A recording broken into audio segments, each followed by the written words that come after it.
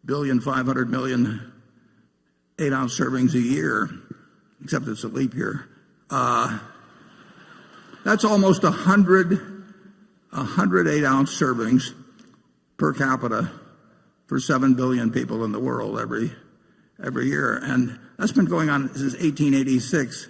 And I would find quite spurious the fact that somebody says if you're eating 3,500 or so calories a day and you're consuming 27 or 800, and some of the 3,500 is Coca-Cola to lay it any particular obesity related illnesses on the Coca-Cola you drink. You have the choice of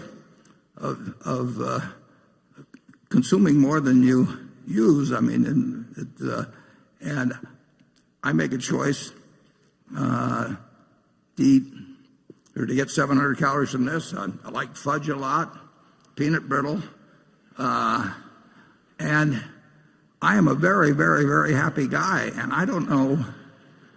I think, and I'm serious about this. I think if you were happy every day, it may be hard to measure, but I think you're going to live longer as well. So there may be a compensating factor.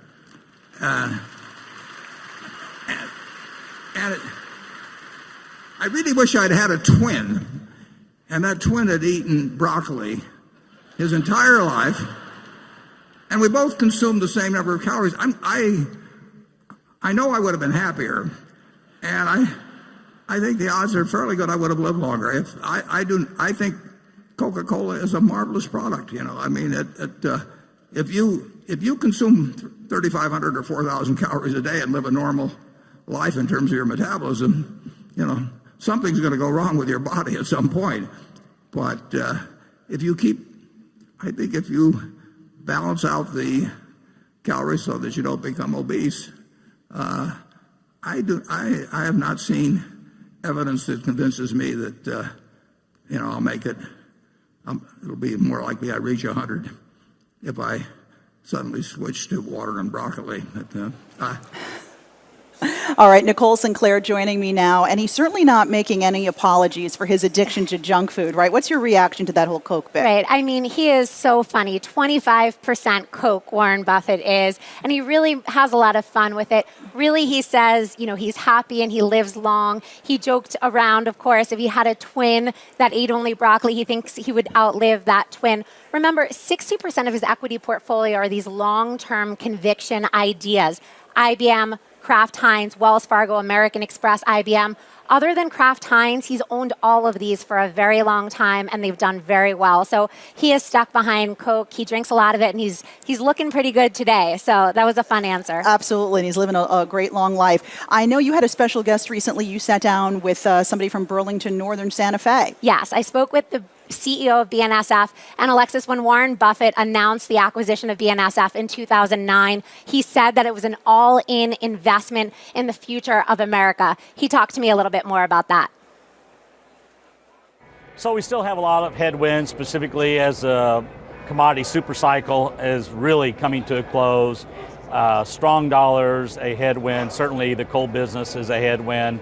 The rest of the economy on the consumer side actually feels pretty good. So we'll rely on our old standards, a lot of growth in domestic intermodal, and ag should be pretty good for us. So that's the great part about us having a very balanced portfolio. What is the biggest issue for coal? Is it the slowdown in China? Is it alternatives in the U.S.? What are you focused on? It's really low natural gas prices. Yeah. And we've seen low natural gas prices in my period of stewardship of this company go from $13 to now $1.75, and that is really what is hurting coal today. What will hurt coal tomorrow, though, is the Clean Power Act that is matriculating through the EPA and the court system. And what is BNSF doing to cope with some of these changes? Well, certainly we will look at our cost base. We have ways to take costs out of the business. Some of them impact employees, some of them don't.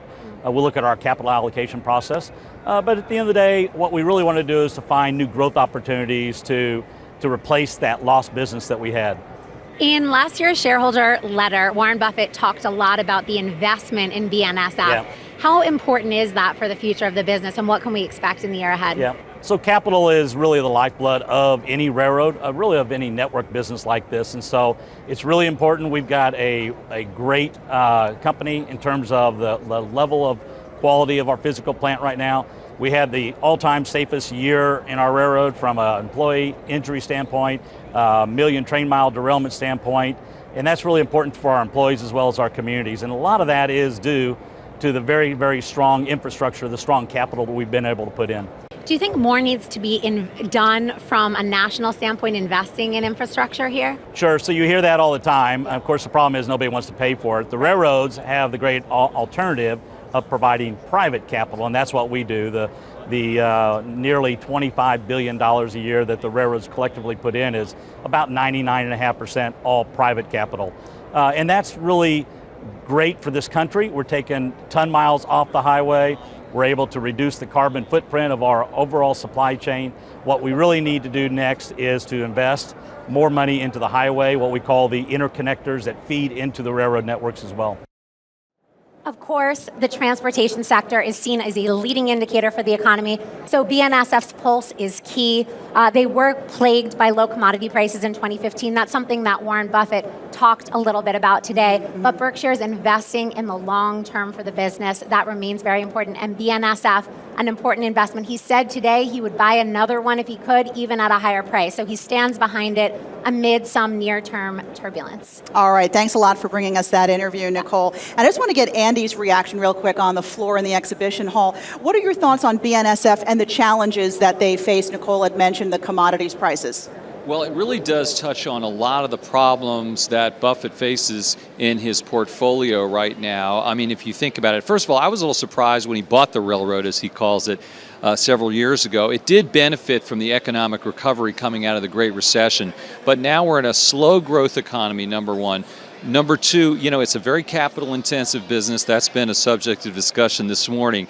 And then number three, the stuff that it carries, coal, oil, these are problematic. The oil situation, of course, dangerous to carry.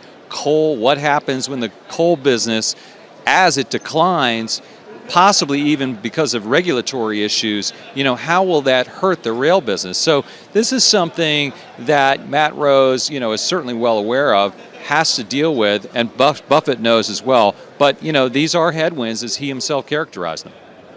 All right, thanks a lot, Andy. We appreciate your insights. And this weekend, Omaha has been transformed into Midwest Hollywood. There's no doubt Warren Buffett is a celebrity in his own right, but the likes of Paul McCartney have been here, as has the cast of Breaking Bad. And the man behind Breaking Bad, creator and executive producer Vince Gilligan, is here with us now. And thank you so much for coming by. Thank you for having me. How many years have you been coming here? This is year 4. This is the 4th meeting I've attended. Okay.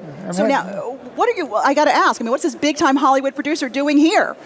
I love Omaha, and I love Warren Buffett, and I love his daughter Susie and his grandson Mike, and it's just, they were so warm and inviting to us 4 years ago when we started coming, when we did the Breaking Bad video for the Berkshire meeting, and they kept inviting us back, and we just thought, we're having such a good time, why shouldn't we? And so we've made it an annual event now. My boss at Sony Television, Steve Moscow, arranges for us to come, and I come with my wife Holly and my producer Melissa Bernstein for Breaking Bad and all these folks. We have such a good time here. Right, so we should explain to the folks, if they don't know, that there is a movie, the meeting starts every year with a movie produced by Buffett, and one year he wanted the cast of Breaking Bad to come in and do something with him because he is a huge fan, and he doesn't tweet a lot. He's just got about 8 or 10 tweets. Right. Yahoo's got a couple of them, and Breaking Bad had one of them. Yes. How did you find out he was such a big fan, and what did you think about it? Well, it was really interesting. I got to give credit to a guy named Michael Kivas, who is Warren's agent, and he's a great guy who I think turned Warren on to Breaking Bad, and once he did, Warren became, as you say, a huge fan. Wait, check it out. Did you see that? We had a picture up there of Buffett dressed as Walter White from the show. That is a really pretty good likeness, I have to say. I don't know which one's scarier. Exactly. So you found out about him liking the show, and what was your initial reaction? That's pretty cool. I was blown away. When in 2013, when we did the movie, And I want to give a shout out to Michelle McLaren, who was one of our greatest director on Breaking Bad. She directed the movie that year. When I found out that Warren was interested in using Breaking Bad as a backdrop for the movie, I was blown away. I mean, this guy's an amazing guy, and to hear that he was a fan of the series was just astounding and just unbelievably flattering. And so now a friendship between the two of you and your family and his family has really formed. I mean, it just, it's just amazing to me that we keep getting invited back every year. I figure one of these years the other shoe's going to drop, and we're going to, but until then, God bless him for having us back. We love being here. It. What do you think makes him purely American, an American icon? He's a self-made man, and he worked hard to get what he got, and yet he's very humble about it. The business he created, that he and Charlie created, the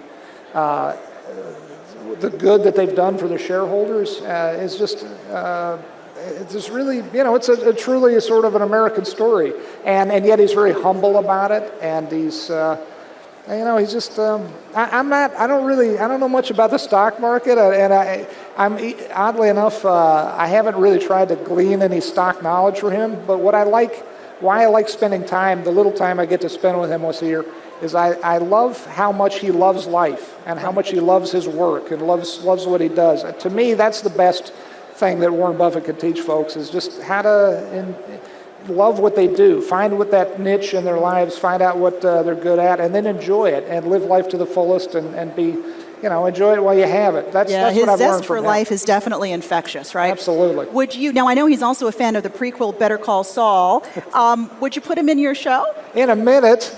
He came to visit our set. He came to visit our set last season, and if you watch the show, one of our characters, played by the wonderful Michael McKean, has this electromagnetic allergy, and he's always wearing this space blanket, this shiny mylar blanket. So we had Warren was very nice to pose in this blanket that one of our characters wears. It was fun having him. Well, thank you so much for stopping by. We appreciate it. Enjoy the rest of the weekend here. Well, you too. Thank you so much. All right, Vince Gilligan, thanks a lot. And while we're discussing celebrities, Kathy Ireland was a superstar model before becoming a superstar businesswoman. She has Warren Buffett to thank for a lot of that, and she will be here next. Don't go anywhere. It was a pleasure. Thank you so much.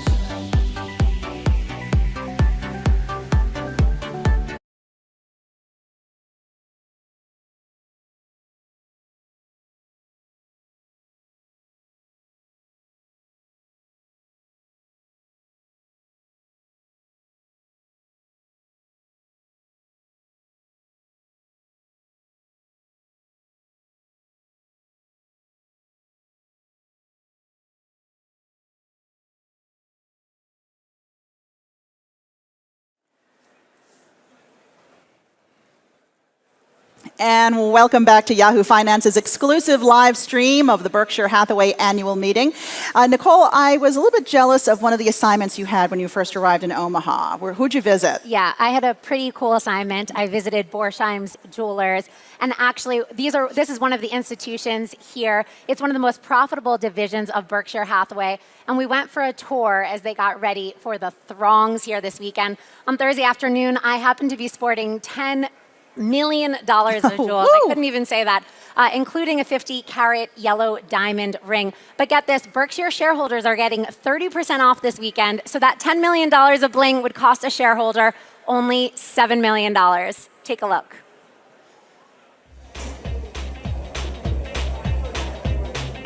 Welcome to millions and millions of dollars worth of bling. And to be a bit more precise, about 10 million just on me. Those are about $2 million. You're wearing over 100 carats of diamond. It's $1.1 million. It's $6.2 million. But for shareholders attending the Berkshire Hathaway meeting in Omaha, Nebraska this weekend, this would cost only about $7 million. It began in 1870 as a standalone store in downtown Omaha, and 119 years later, a hometown investor, the Oracle of Omaha, purchased and folded Borsheim's into the Berkshire Hathaway family. Today, the sales floor is 62,000 square feet. That's a little larger than an NFL football field, and is home to over 100,000 pieces of jewelry, watches, and fine china. Just checking for radiation. The weekend is expected to attract over 20,000 shoppers. And there's a little something for everyone. $1 million rings, loose diamonds with Warren Buffett's signature on them, They carry Warren's signature on the girdle of the diamonds. and personalized $15 pens. Eiko Asael from Manhattan has been coming to the Berkshire Hathaway meetings for 28 years. This was very small originally, and Mr. Buffett, you could bump into Mr. Buffett anytime. Pleasure to meet you. And she has over 20 pieces of jewelry. That's what the wife comes. This is Mr. Buffett idea. But Berkshire meetings have attracted international visitors, many of them Chinese. We have 3 translators come in to help us with that, just to help make things easier. We really host people from almost every continent, and they come a long way to be here. And Borsheim's does its best to roll out special merchandise to accommodate them. This year, for the Year of the Monkey, he did this special set. The handwork and the detail is amazing on these pieces. And for one more fact, a fun fact, Alexis, last year at the Berkshire Hathaway meeting, there were 27,000 guests. And to thank them for their patronage, the store went through 25,000 meatballs, 2,000 pounds of chicken, and 9,000 squares of quiche. So a lot of diamonds and a lot of foods over at Borsheim's over the weekend. That's the kind of recipe I like. Yeah. What did it feel like to have $10 million on your ring finger? It felt like a liability. I bet. All right. Yeah. I think I can get used to it, though. Yeah. All right. Thanks a lot, Nicole. And Chinese investors have a huge presence, we know, here at the meeting. And Andy Serwer is with some of them right now. What have you got, Andy? Alexis, we just heard Nicole saying that Borsheim's has 3 Chinese translators, and you're right, there are a lot of Chinese investors in Berkshire Hathaway, interest very high. Where are you guys from? We are from Shanghai, China. Okay, and you guys are Berkshire Hathaway shareholders? Yes. How long have you been shareholders? Since last year. Yeah, we will belong holder of this, this company's share. And why do you think investors in China are so happy about Warren Buffett? What do they like about him? I guess it's because his character, integrity, his honesty, and the way he's doing investment. And he is very popular in China, right? Yeah. Very popular. Everybody loves him and admire him. Oh, there you have it, Alexis. And apparently there are thousands of Chinese investors here in Omaha, which is probably the largest group from outside the United States. Of course, it's the largest population group outside the United States. But the interest is very high, and that's why we're streaming this meeting in Mandarin. Of course, it's the middle of the night right now in China, but I hope that a lot of people in your country are watching the live stream back home as well. Do you think they will be tuning in? Yes. Yes, most people. We have friends actually is in line right now, actually. Yeah. Middle night. They're still watching the game, watching the show. So they're staying up at night, you think, watching? Yes. They love it because a lot of the humor and the Q&A and the presentation looks great. 很多人都会看的，非常多的人会看这个东西。Right. A lot of people, he's saying, a lot of people is watching them. Yeah. Just like an NBA game. Especially in the finance, investment community, finance and fund manager and the industry leader. Yeah. Great. Well, there you have it, Alexis. The Oracle of Omaha is popular not only in the United States, but also in China. Back to you. All right. Awesome, Andy. Thanks so much. Warren Buffett is the world's most famous investor. We'll talk with another one of America's best-known investors when we come back.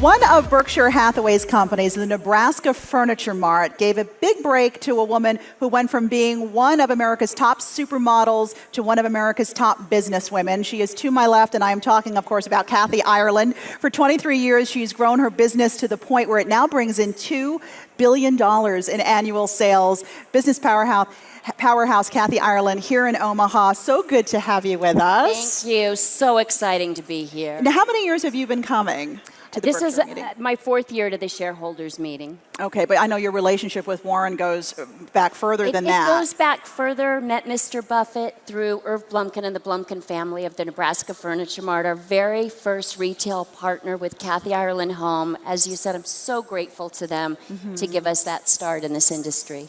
And you also, in your previous life as a supermodel, you graced the cover of the Sports Illustrated swimsuit edition 3 times, not an easy feat. You started your apparel into line at Kmart years ago. You've now expanded to furniture, to intimate apparel. What's next for your line? Our line is growing. It includes everything from Diamonds by Kathy Ireland, an association with Paul Rapps of New York, and their patent pending designs. Let's see. Thank beautiful. you. A lot of sparkle. So it's understated but gorgeous. I'm blinded. Thank you. Okay. Kathy Ireland Destinations. It's our weddings and resorts, our home furnishings collection. We're grateful that our customer has been so loyal. And it's exciting. It's an adventure. And Mr. Buffett, what an education this is. Mr. Munger, Mr. Buffett, what they have built with Berkshire Hathaway, it's miraculous. It is the heart of American business, handled with the most extraordinary ethics and integrity. And I know you were part of the newspaper toss this morning, right? In front of Clayton Homes. That's sort of become a tradition for you. Well, Mr. Buffett and I both had paper routes as children, and so we've kind of got this competition going. How did you do this morning? Well, I'm happy to say I beat Bill Gates. Oh, wow. That's bragging rights. Well, a little bit. But nobody beats Mr. Buffett. No. He is formidable.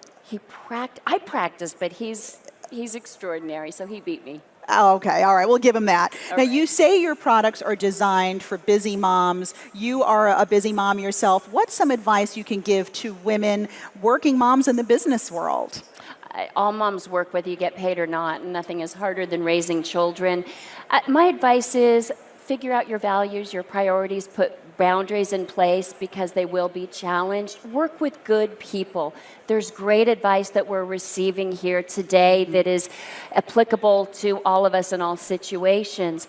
Something that Mr. Buffett touched on today, he was asked by a reporter from the New York Times, hey, is it ethical that you're working with Coca-Cola? And he said, look, I'm probably 1/4 Coca-Cola. That's a great quote. We've got to enjoy life. And it makes me happy when I'm enjoying good things. Use moderation, use common sense, basically. Another thing I thought that was interesting, education is a passion. And a college student asked about free tuition. And Mr. Buffett said, we often don't think about kindergarten through 12th grade as being entitlements, but to the tune of, oh my goodness, billions of dollars. I think it's $600 billion. Throwing more money at it doesn't necessarily give us a better product. There are improvements that desperately need to be accomplished, but it's not necessarily through more money, and I do agree with that. And you've been in business now with Mr. Buffett for quite a few years. What's a piece of advice or sort of something that you remind yourself about that he's told you that you've learned from him? Well, one of the things I love about Mr. Buffett, we can all learn from him. In his books, in his interviews, he makes it accessible to everyone so much. One thing he says is, you find out who's swimming naked when the tide goes out. He's genuine. And in life and in business, it's all about people. When you see Mr. Buffett and Mr. Munger taking every question that comes their way, you see their friendship, their trust that they've built over the years, again with the Blumkin family. It's life is too short to work with people who you don't really respect. And for me, I want to work with people I also enjoy. And that certainly resonates with this crowd, 40,000 strong. Absolutely. Before we let you go, what's next for you? What are you working on inside or outside of your own business? Inside our business, in addition to some of the other categories, Kathy Ireland Intimates, handbags, merchant processing with Ireland Pay, just some wonderful areas of education, children, entertainment, and production. So I work with a wonderful team. Most of us have been together 27 years, but we're just getting started. It's a lot of work, and I'm inspired by this today because this really reminds me that we've got so much ahead. I think we all are, and now that it's live streamed, a lot of people can get that inspiration because it's open to so many more. I love that this is going. People around the world are getting this information. Thank you for doing this. Us too. Thanks a lot, Kathy Ireland, for stopping by. Thank you. Continued success. Well, you too. Thank you so much. Thanks. And now I want to toss it over to my colleague, Andy Serwer, down on the floor of the exhibition hall. Andy? Thanks, Alexis. I'm here with a very special guest who just dropped by, Andrew Ross Sorkin of the New York Times, who asked questions at the annual meeting. Andrew, I have to ask you, what's it like? How do you prepare? So I think I probably got about 1,300 questions this year, and I go through them and I try to find themes, and then I try to pick out the best ones. And sometimes I actually email back and forth with different people to try to see if we can't craft the question, make it sometimes a little better, or mush two questions together. And now increasingly, and by the way, you can do this today if you're watching on Yahoo, send me an email during this thing, because I've gotten some good questions which I may ask this afternoon. A.R. Sorkin, A-R-S-O-R-K-I-N at nytimes.com. I'll be up there on my little computer, and I can try to ask the question if you send a goodie in. All right, he is working at Andrew Ross Sorkin in the New York Times. Thanks very much. Thank you, sir. We're going to take a break. Stay tuned. Come right back.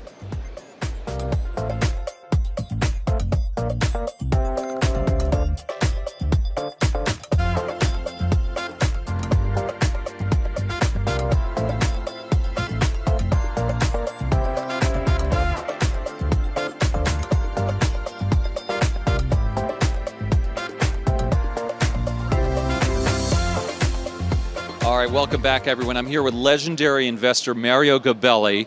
Mario, great to see you. Andy, always a privilege. So talk about this morning. What was a big takeaway for you? Well, I think Warren underscored again that he's gotten to be a size with a $330 billion market cap company, 1.5 million shares at 220,000 shares, that he has to buy more operating earnings. And he underscored that notion by singularly pointing out the Precision Castparts deal, which was a $37 billion deal that closed in January. He then talked about the cash-rich spinoff of what he did with his P&G stock to get Duracell. So we expect a lot more. That was very fundamental. And the second thing he said, which was very fundamental also, is that in an election year like this year, whoever's president, we will do well, and the company will do well, because America has a model that has been very sustainable over the last 100 years. We've had good presidents, bad presidents, and we need certain things to go the right way. Less regulation, a more efficient tax structure. Betraying his political leanings, perhaps, he suggested it might be more difficult with Donald Trump, but he didn't get into that. No, he didn't talk about that with regards to the impact on Berkshire Hathaway. He may have talked about it with regards to other elements of the market. Right.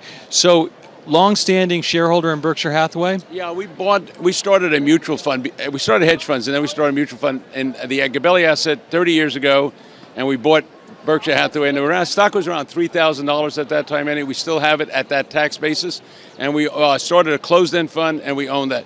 But unlike others that he talked about, we don't like concentrated bets, no matter how good a company is. So we will keep it to only 3 or 4% of a holding. So let me ask you a question, Mario. The stock is what, $220,000 a share at this point. Can you buy it? Would you be a buyer? Well, we own it, and right now, when you have 40,000 people and you have people all around the world focusing on Berkshire, you don't want to buy it tomorrow. But you do want to own it, and you hope that the results will settle down 2 or 3 weeks from now at $200,000 or $220,000. That is, if you don't own it, that's a good entry point. You should put some away, and over the next 10 years, I think you'll make about 10% a year, which is a pretty decent return. So in other words, you buy when it dips, maybe... No, not because it's dipping, because for the last 15 years that I've been coming here, and for the 40 years, whenever Warren has an annual meeting, the stock has a little buoyancy. So you want to get back away from the short-term dynamics. Secondly, he reported his results, and the commentators will say some uninspiring things about the quarter. And so one has to be practical. But you want to own it for the next 10 years.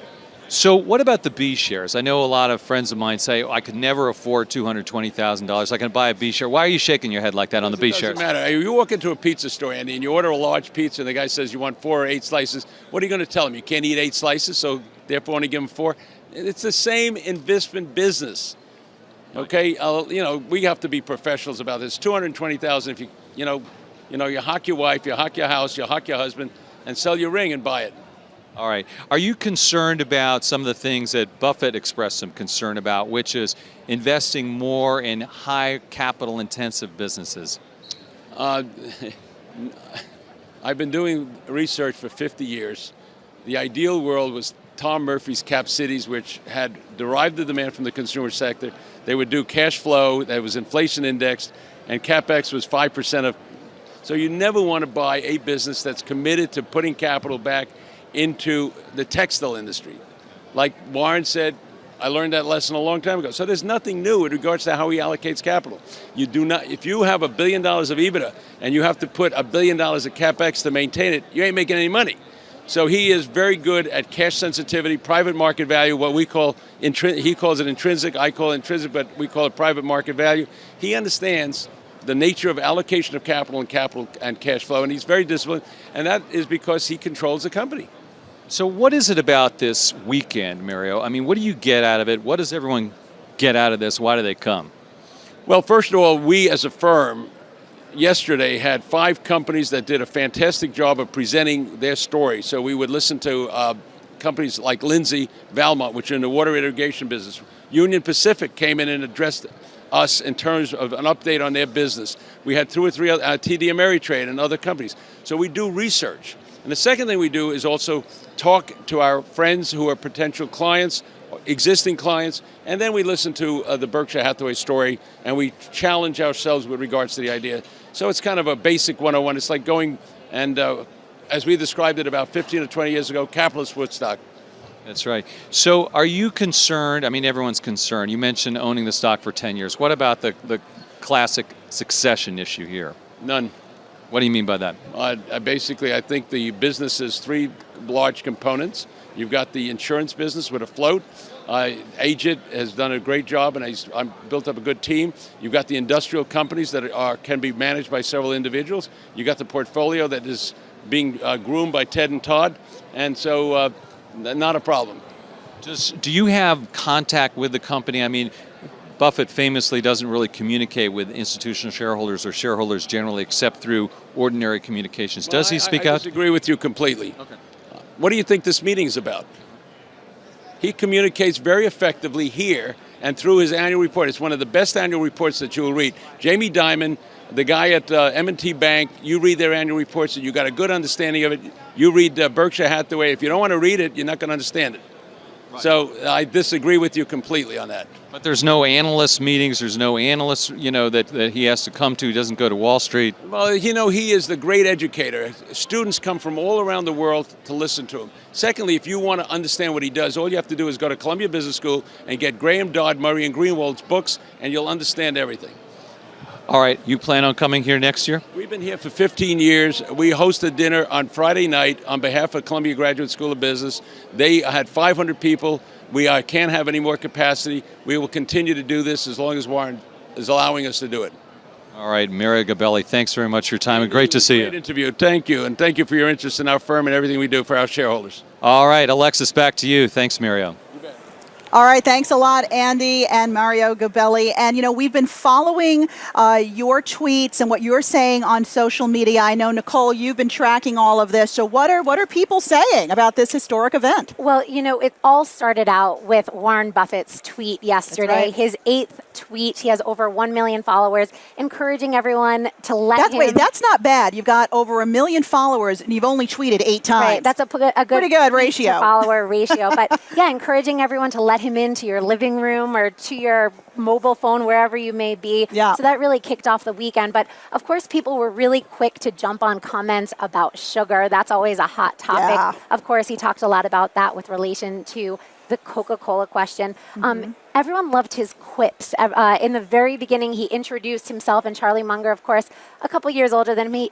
He introduced Charlie as the younger one. He had some advice for daughters out there. He said, if you're choosing between two rich guys, choose the one who's older. So that got a lot of attention. Like it. Of course, those funny comments from Warren Buffett got a lot of attention. Charlie Munger, 92 he is, right? Yes. To Buffett's 85. Right. So okay. both getting up there, but both young at heart. And of course, I mean, the range of topics, so some of the more serious issues, interest rates, the economy in general, Geico and some of the plagues that have been hurting the insurance industry, derivatives, Wells Fargo, a lot of these topics that he addressed, Valiant at the very end and drug pricing, have been getting a lot of attention on Twitter. But as with many meetings, he really touches on such a wide span of issues. And it's really his fun, kind of life-oriented comments that really get the most attention on Twitter. I bet, yeah. You know, I was listening earlier too, and somebody asked him, a shareholder asked, you know, if you could take out any competitor, like right now, no questions asked, just take them out, who would it be? And Munger jumped in and said, you know, I don't think we need to answer that. Right. To which Warren Buffett said, well, he's an attorney. Right. But I'll listen to him. It's moments like that are just so genuinely Warren Buffett, Charlie Munger. Yeah, they have so much fun up there. And I think we have a full screen of some of the different words and phrases that were thrown around. Of course, Warren Buffett there, I mean, he's the focus. He's the life, Berkshire Hathaway. But we see a range from pay to investors to rates, the global economy. Trump, of course, mentioned there. He said Berkshire Hathaway would do well with or without Trump as president. Not too worried there. Insurance, of course, the shift to more capital-intensive businesses. So a wide range. I mean, remember, Berkshire Hathaway is such a huge conglomerate, $360 billion. When he bought it, it was a struggling textile company.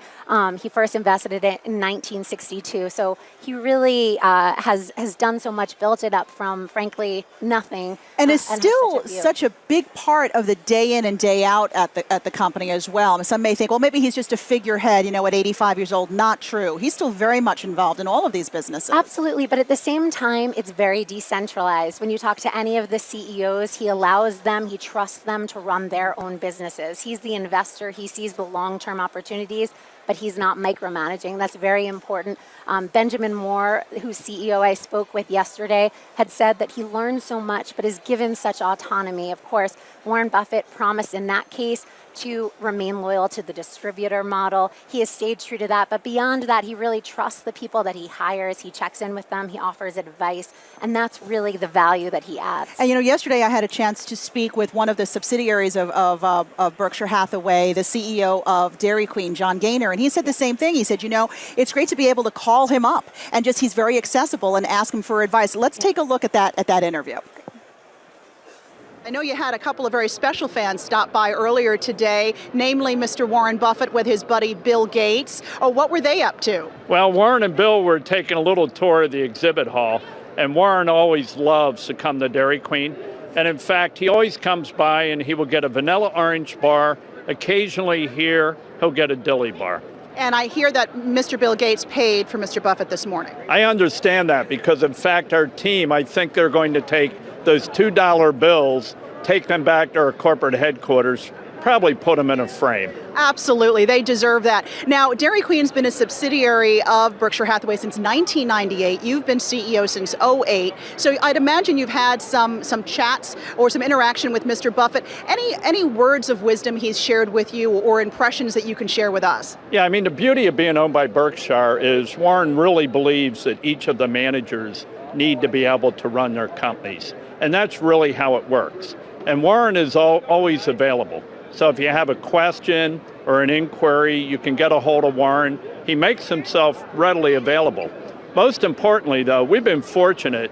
We had Warren and Bill Gates and Charlie Munger over in China a few years ago, and they actually opened a Dairy Queen for us. So you can imagine the press that we received from an event like that. So the footprint of Dairy Queen has really grown. You're now in the Chinese market, been there for quite a while now. What about other international markets? Great question. Dairy Queen today is in 30 countries. U.S. and Canada are our largest markets, but we have over 700 stores in China.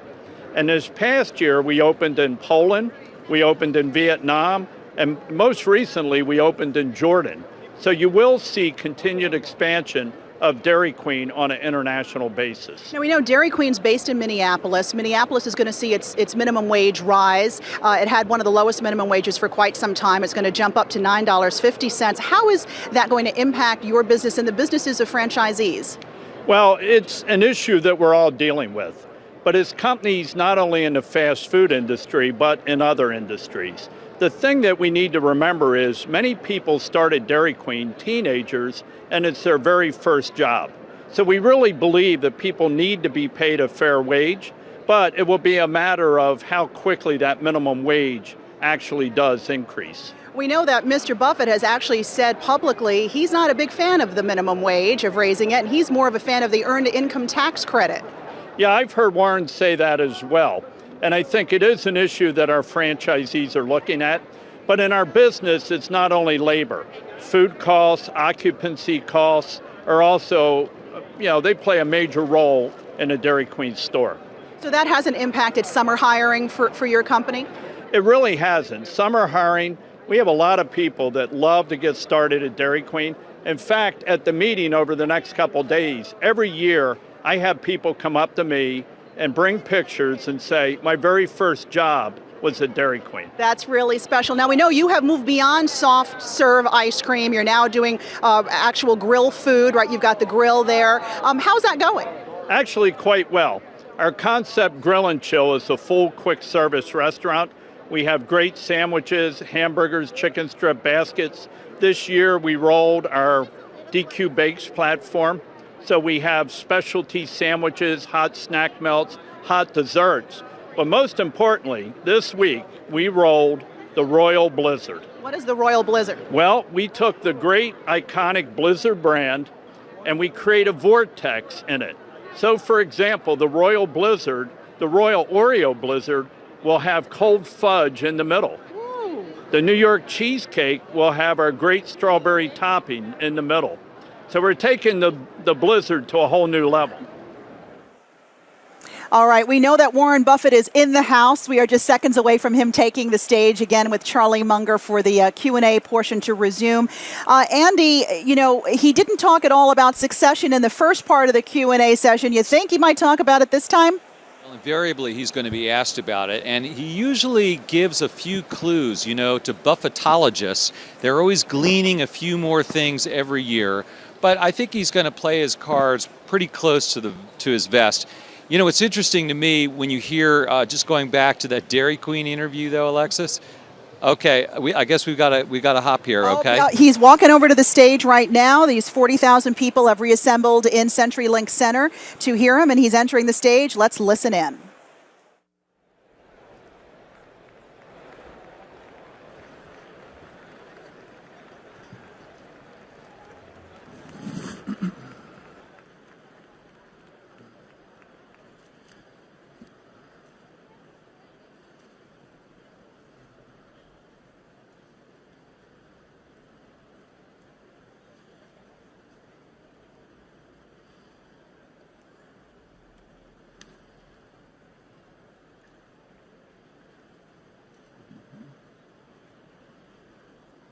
Still a big full hole, yeah.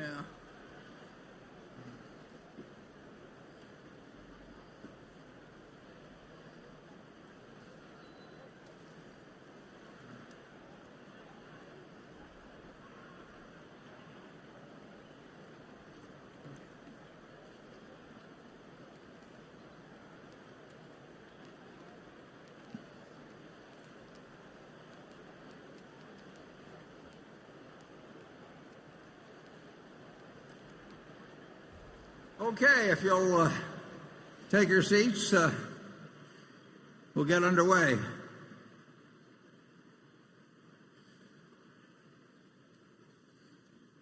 And next up is Cliff. Thank you. Berkshire has an online portal for commercial insurance business. I believe it's coveryourbusiness.com. Is there an opportunity in commercial lines to go direct, akin to what we've seen Geico do in personal auto insurance? Yeah, well, the answer to that is we'll find out. We have actually two online arrangements. I'm not sure whether they're both up yet. One is called, I believe it's called BIG. I think we got that domain name, BIG. And that will be run by the Applied Underwriters, which is a subsidiary of ours that writes workers' comp. And the other is run by Ajit. And then actually, we do commercial auto, some commercial auto, through Geico as well. So we will learn soon. I guess my message about inherited wealth is getting delivered here. Kids probably wants to put himself up for adoption now. So we have been a little bit, and we will be experimenting more with various insurance lines. When you look at what has happened, just take Amazon. You want to try a lot of things, and it amazed me how fast the inquiries on personal auto migrated from phone to the internet. And I would have thought that the younger people would do it, but that people like myself would be very slow to do it. But the adaptation by the American public of internet response has really been pretty incredible and shows no sign of slowing down. So the answer is we'll try various things and we'll make some mistakes. And my guess is that 10 and 20 and 30 years from now, it'll be a lot different. Station 8. Hi, my name's Matt Claiborne from Columbus, Ohio, and thank you for putting this on for all of us. My question is, you've said before that your role will be divided into parts for your succession, one of which is the responsibility of maintaining culture by having Howard as non-executive chairman. What is the plan for how Berkshire will maintain its culture when Howard no longer fills the role, and what should shareholders watch for to make sure that the culture is being properly maintained decades from now when I am your age? Yeah. Well, that's a question we've obviously given a lot of thought to, and although I hope that Howard is made chairman just for the reason that if a mistake is made in selecting a successor, it's easier to correct it if you have a non-executive chairman. But that's a very, that's a 1 in 100 or 1 maybe in 500 probability, but there's no sense ignoring it totally. It's not a key factor. The main, by far, the main factor in keeping Berkshire's culture is that you have a board and you'll have successor board members, you have managers and you'll have successor managers, and you have shareholders that clearly recognize the special nature of the culture, that have embraced the culture. When they sold their businesses to us, they wanted to join that culture. It thrusts out people that really aren't in tune with it, and there are very few of them, and it embraces those who enjoy and appreciate it. And I think to some extent we don't have a lot of competition on it, so it becomes very identifiable. And it works. So I think the chances of us going off the rails in terms of culture are really very, very, very slight, regardless of whether there's a non-executive chairman or not. But that's just a small added prediction. So I think that the main problem that Berkshire will have will be size. And I thought that when I was managing money, when I first started managing money. Size is the enemy of performance to a significant degree.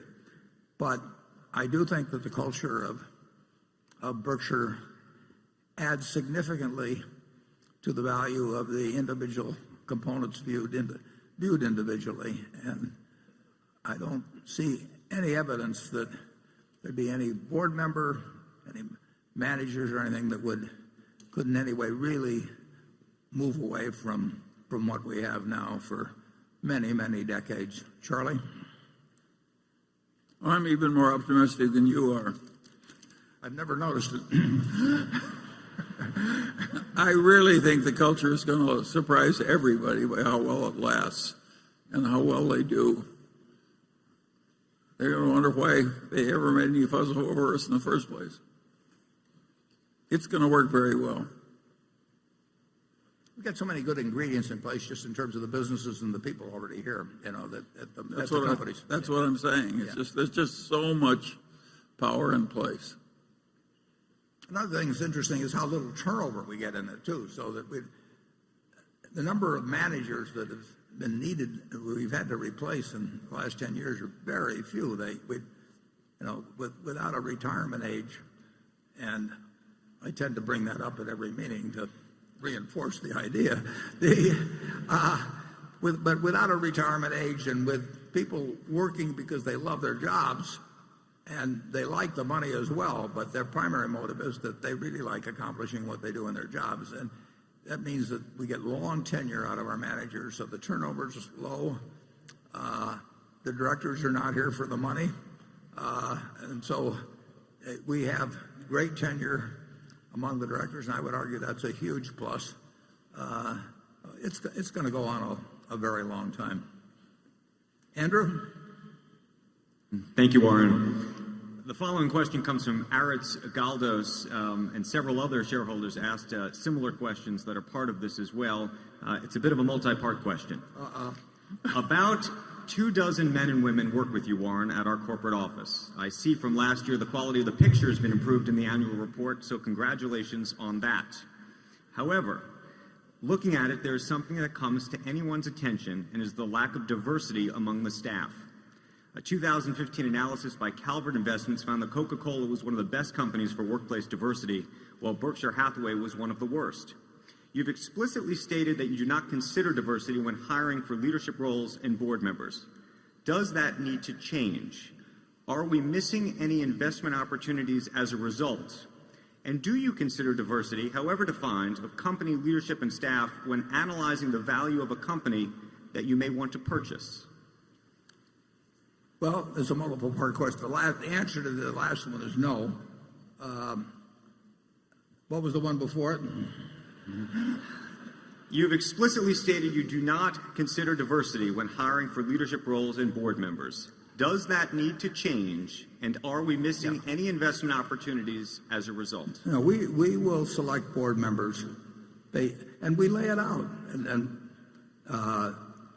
we've done so for years. And I think we've been much more explicit than most companies. We are looking for people who are business savvy, shareholder oriented, and have a special interest in Berkshire. And we found people like that. And as a result, I think we've got the best board that we could have. They're not in it. They're clearly not in it for the money.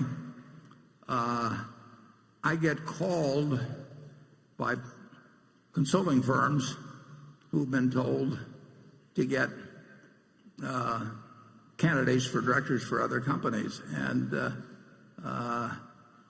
by the questions they ask, it's clear they've got something other than the three questions we ask in terms of directors in mind.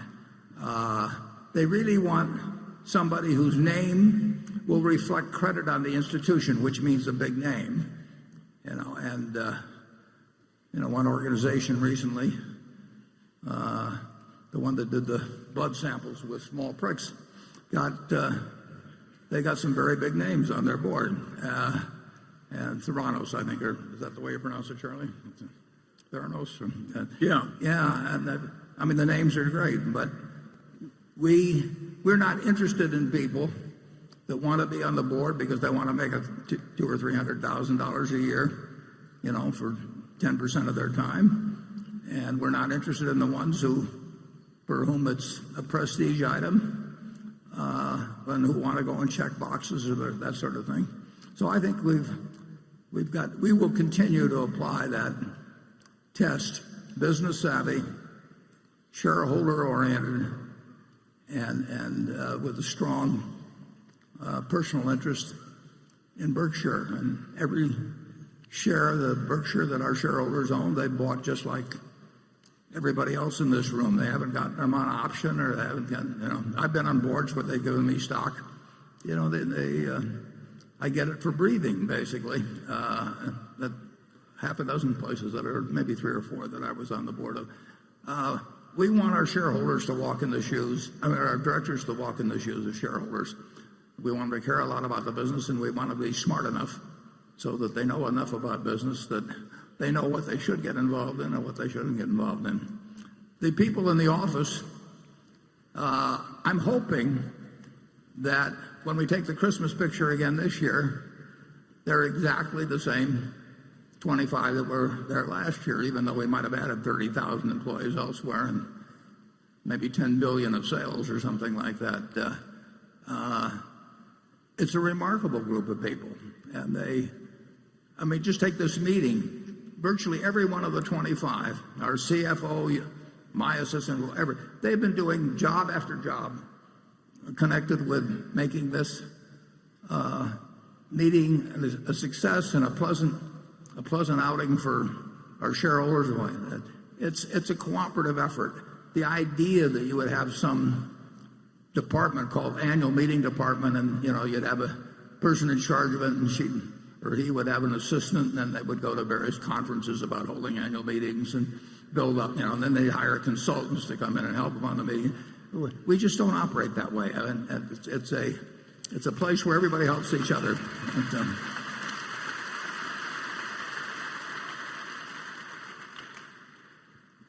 Part of what makes my job is extraordinarily easy, but the people around me really make it easy. And part of the reason it's easy is because we don't have any committees.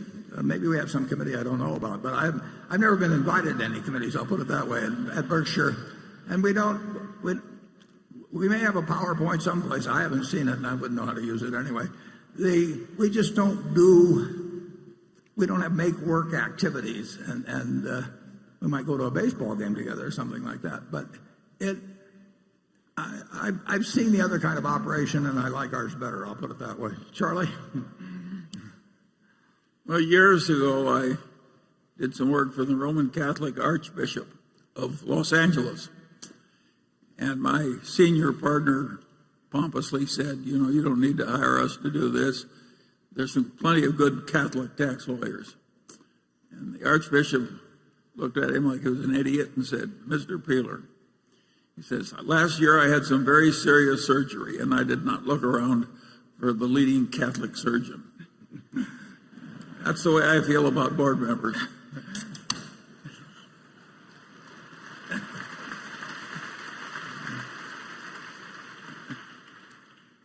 Okay, Greg.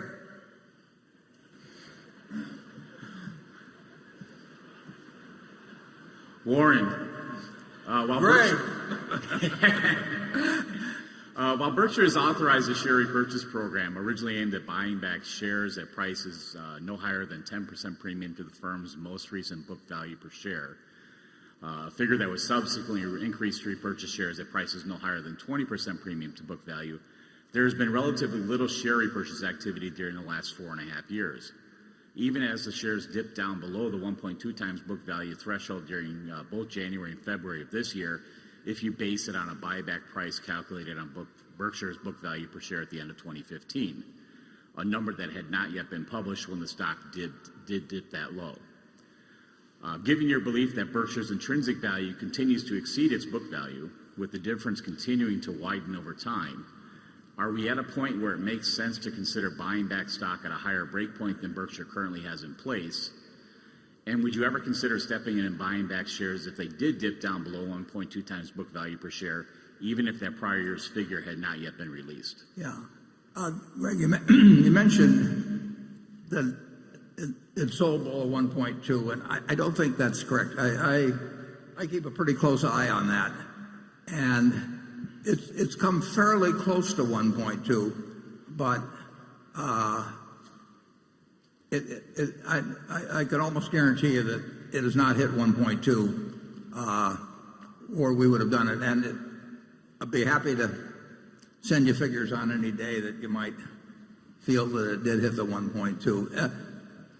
Clearly, in my view, Charlie's view, the board's, the stock is worth significantly more than 1.2, but it should be worth significantly more, or we wouldn't have it at that level. On the other hand, we did move it up from 1.1 to 1.2 because we had acquired more businesses over time that were the differential between our carrying value and the book and the intrinsic value really had widened from when we set the 1.1. I have mixed emotions on the whole thing in that from strictly a financial standpoint and from the standpoint of the continuing shareholders, I love the idea of buying it at 1.2, which means I probably would love the idea of buying it a little higher than 1.2. On the other hand, I don't take, and it's the surest way of making money per share there is. I mean, if you can buy dollar bills for anything less than $1, there's no more certain way of making money. On the other hand, I don't particularly enjoy the actual act of buying out people who are my partners at a price that is well below what I think the stock is worth. So, but we will buy stock almost certainly. We don't make it a 100% pledge because there'd be a lot of ramifications to that. But the odds are extremely high that we would buy a lot of stock at 1.2 times or less. But we would do it in a manner where we were not propping the stock at any given level. And if it happens, it will be very good for the stockholders to continue. It is kind of an interesting situation, though, because if it's true that we will, and are eager even from a financial standpoint to buy it at that price, it's really like having a savings account where if you take your money out as a dividend or as an interest payment on a savings account, you get $1, but if you leave it in, you're almost guaranteed that we'll pay you $1.20. I mean, why would anybody want to take money out of a savings account if they could cash it in what they left at 120%? So it acts as a backstop for ensuring that a no dividend policy results in greater returns than it would be if we paid out $1 and people got $1. If they leave $1 in, they're going to get at least $1.20 in my view. At least it's not a total guarantee, but it's a pretty strong probability. So would we increase that number? Perhaps if we run out of ideas, and I don't mean day by day, but if it really becomes apparent that we can't use capital effectively within the company in the quantities with which it's being generated, then at some point the threshold might be moved up a little because it could still be attractive to buy it. And you don't want to keep accumulating so much money that it burns a hole in your pocket. And it's been said actually that that a full wallet's a little like a full bladder, that you may get an urge very quickly to pee it away, and we don't want that to happen. But so far that hasn't happened, and we will if it ever gets to where we have $100 billion or $120 billion or something like that around, we might have to increase the price. Anytime you can buy stock in for less than it's worth, it's advantageous to the continuing shareholders, but it should be by a demonstrable margin. You can't, intrinsic value can't be that finely calculated that you can figure it out to 4 decimal places or anything of the sort. Charlie? Well, you'll notice that elsewhere in corporate America, these buyback plans get a life of their own. And it's gotten quite common to buy back stock at very high prices that really don't do the shareholders any good at all. I don't know why people are doing it. I think it gets to be fashionable. It's fashionable, and they get sold on it by advisors. That's true, too. Yeah, can you imagine somebody going out and saying, we're going to buy a business and we don't care what the price is? We're going to spend $5 billion this year buying a business, we don't care what the price is. But that's what companies do when they don't attach some kind of a metric to what they're doing on their buybacks. To say we're going to buy back $5 billion of stock, maybe they don't want to publicize the metric, but certainly they should say we're going to buy back $5 billion of stock if it's advantageous to buy it back. But they don't. If they say we're going to buy the XYZ company, they say we'll buy it at this price, but we won't buy it at 120% of that price. But I have very rarely seen Jamie Dimon is very explicit about saying he's going to buy back the stock when he's buying it below what he considers intrinsic value to be. But I have seen hundreds of buyback notices, and I've sat in boards of directors one after another where they voted buybacks, and basically they said they were doing it to prevent dilution or something like that. It's got nothing to do with preventing dilution. I mean, if your dilution by itself is a negative, and buying back your stock at too high a price is another negative. So it has to be related to valuation. And as I say, you will not find a lot of press releases about buybacks that say a word about valuation. We're always behaving a lot like what some might call the Episcopal prayer. We prayerfully thank Lord that we're not like these other religions who are inferior. And I'm afraid there's probably too much of that in Berkshire, but we can't help it. Okay, station 9. Good afternoon, Mr. Buffett. Hi. My name is Sean Montgomery from Fort Worth, Texas. The Nebraska Furniture Mart's been open for about a year in Dallas. Right. I was just curious how sales have been, how they compare to your other stores, and what you think they'll be in the future. Thank you. It's our largest store in volume, but we had a problem there that we had in Kansas City, and we'll probably have every time we open a store, in that we generate so much initial volume that we had a delivery problem. Like I say, it was worse in Kansas City when that was the first one we opened. So we really had to take our foot off the gas pedal, because the last thing in the world we want to do, is make first impressions with delivery problem, accompanied by delivery problems. So it's our largest store in volume. The deliveries have gotten far better. They actually are meeting our company standards that we have in Omaha. But that wasn't the case for some months. And it's hard to go we opened up the largest home furnishing store in the United States, and we did it in an area where we naturally thought we trained the drivers as well as we could and everything. But delivery with 100 plus units out there in a new operation, taking in carpet and people getting lost and routing being bad and all kinds. There was plenty of work to be done, and it's been done. So I expect that store, which already is the largest store we have, but I think it will be $1 billion annual store before very long. We're getting ready to step on the gas. It's a terrific area. We have 20 plus auto dealerships there. In the Dallas-Fort Worth area. We probably have 3 or 4 of them in the area where our Furniture Mart is.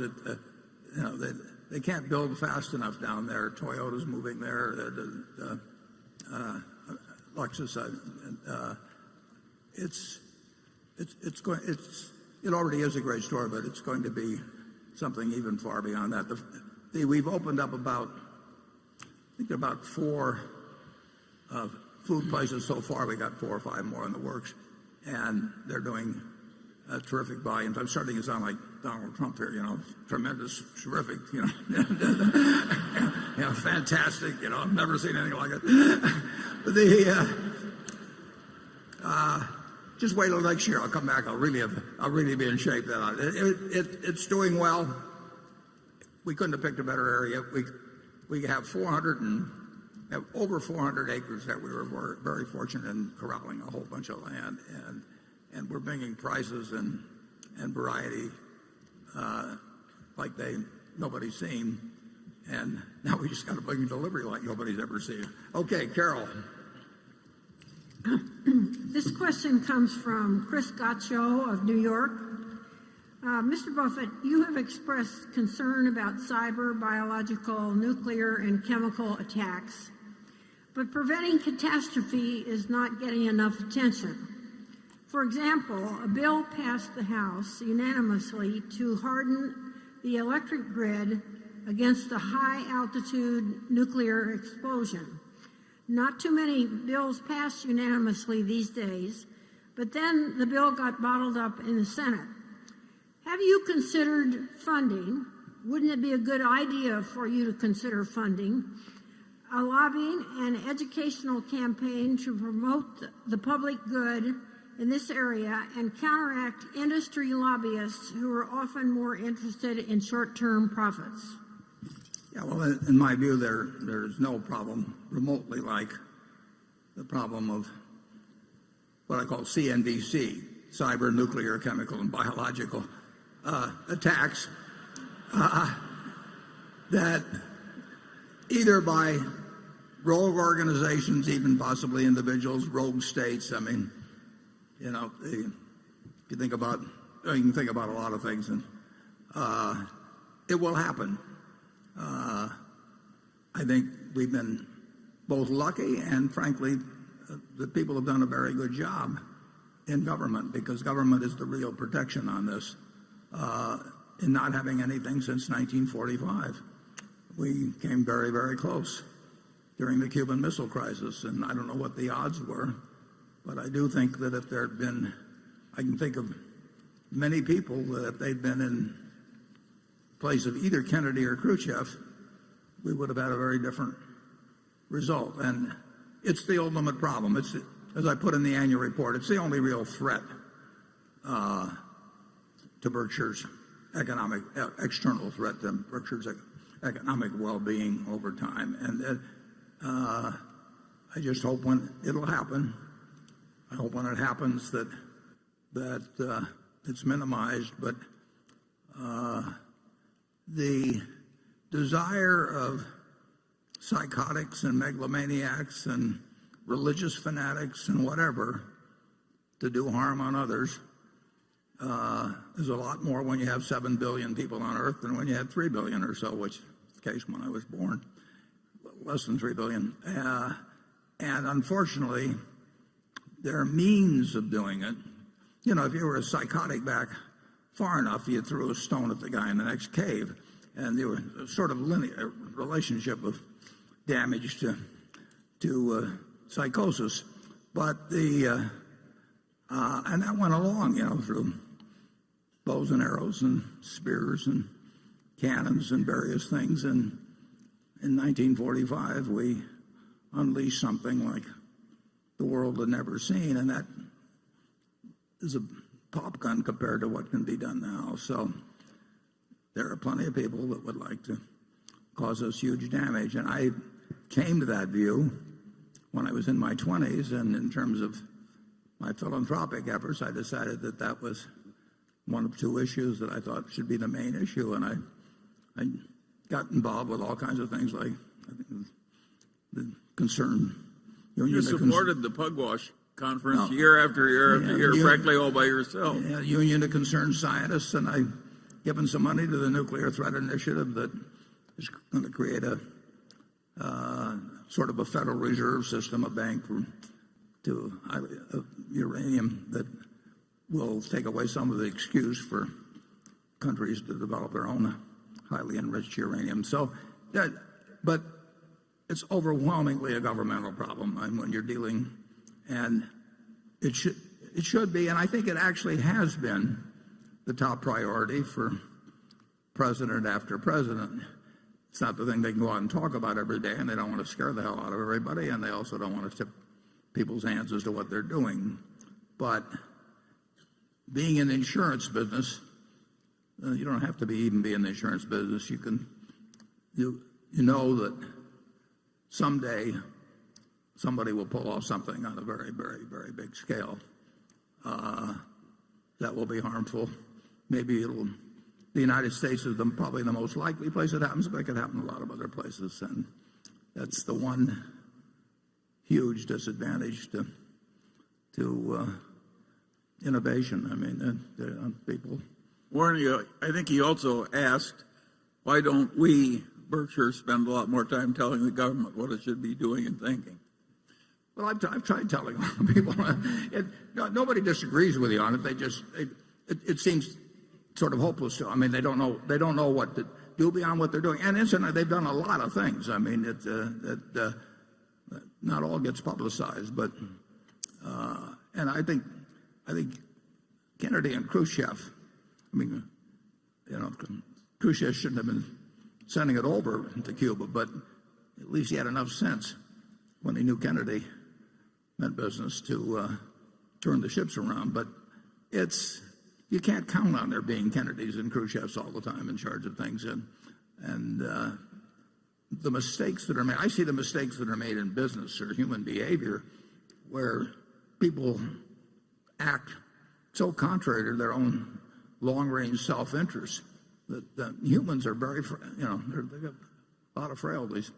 You can argue that if Hitler hadn't been so anti-Semitic, he could have kept a lot of scientists that might have gotten him to the atomic bomb before we did. But he drove out the best of his scientific minds, and fortunately. Imagine a guy stupid enough to think the way to improve science is to kick out all the Jews.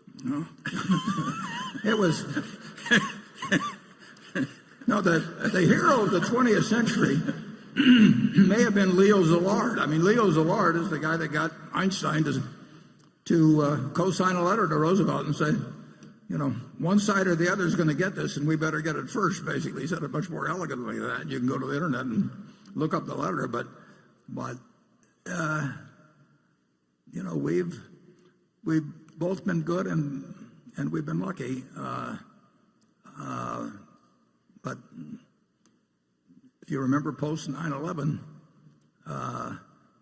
people started getting a few envelopes with anthrax, and they went to like the National Enquirer and Tom Brokaw and Tom Daschle. I can't remember.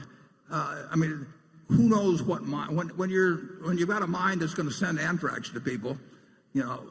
How that decision making is made is just totally beyond comprehension, and that person did not end up doing a lot of damage, but the capability for damage is absolutely incredible. I don't know how Berkshire does anything about that. I don't know how to do it philanthropically. If I knew how to reduce the probabilities of the CNBC type mass attack, if I knew how to reduce the probability by 5%, all my money would go to that. No question about that. Maybe 1%. But hasn't it been true we haven't been very good at getting the government to follow any of our advice? Yeah, but this one's important.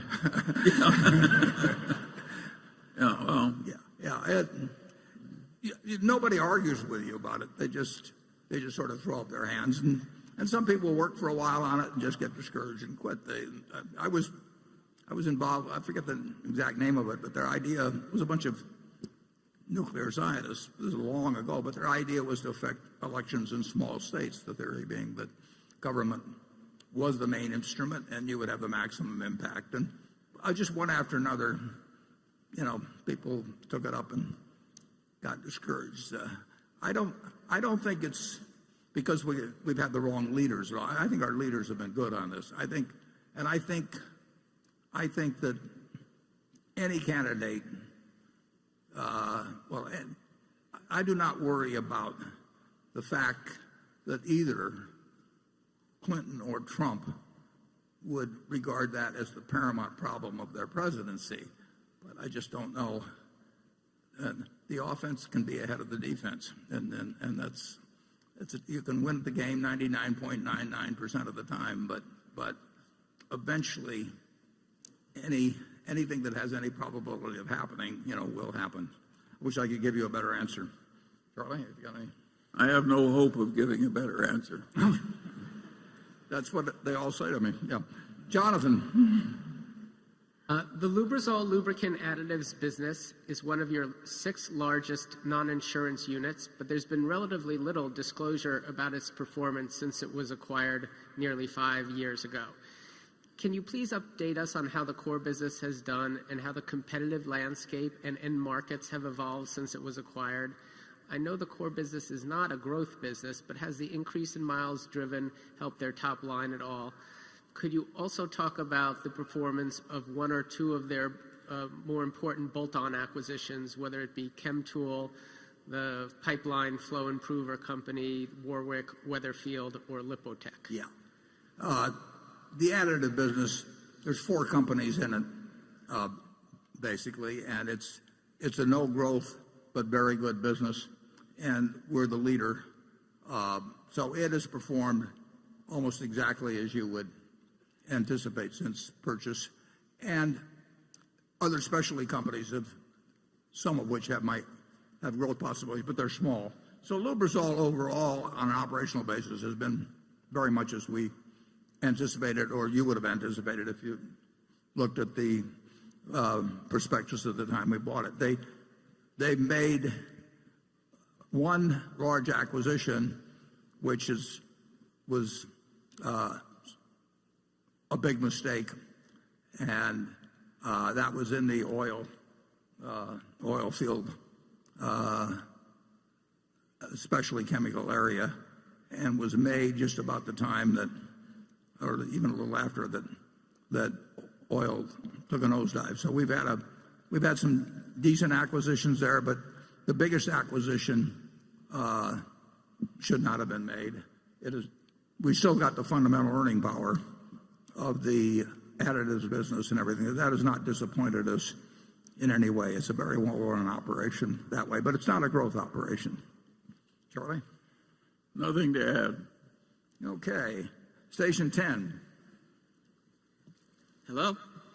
Hello, Mr. Buffett and Mr. Munger. Thank you so much for your insights, teaching, and being great role models.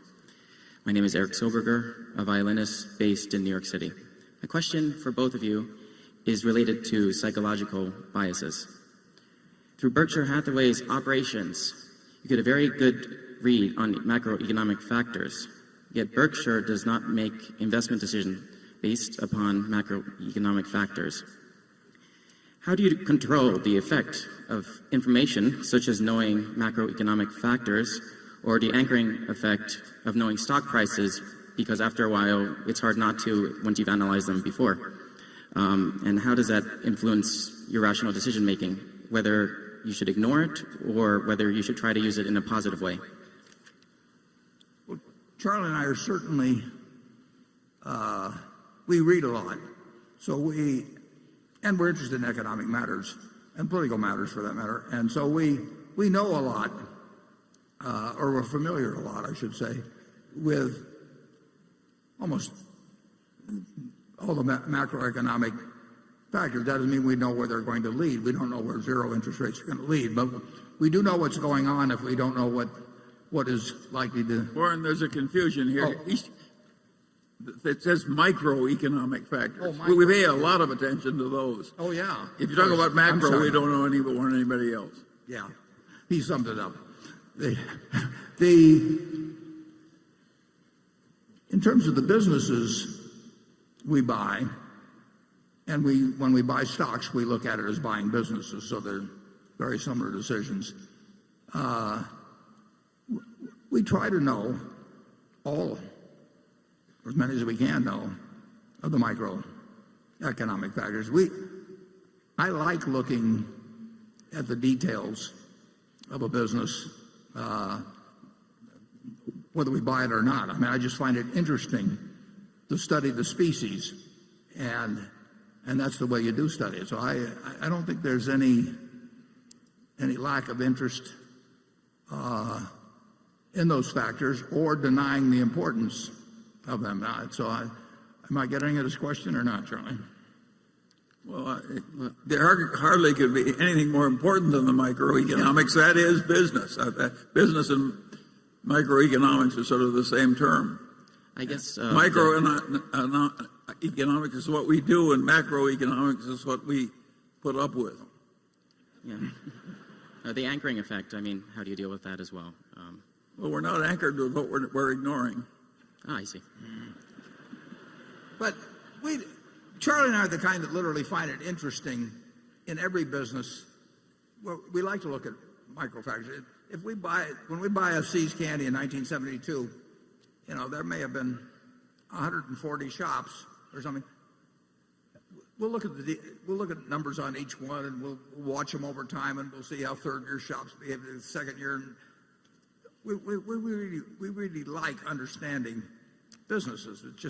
It's interesting to us, and some of the information is very useful, and some of it may look like it's not helpful. But who knows when some little fact stored in the back of your mind pops up and really does make a difference. So we're fortunate in that we're doing what we love doing it. I mean, we love doing this like other people like watching baseball games, and which I like to do too. But just the very act, every pitch is interesting, and every movement, whether the guy's, a double steal is interesting or whatever it may be, and so that's what our activity is really devoted to, and we talk about that sort of thing. And we try and avoid the worst anchoring effect, which is always your previous conclusion.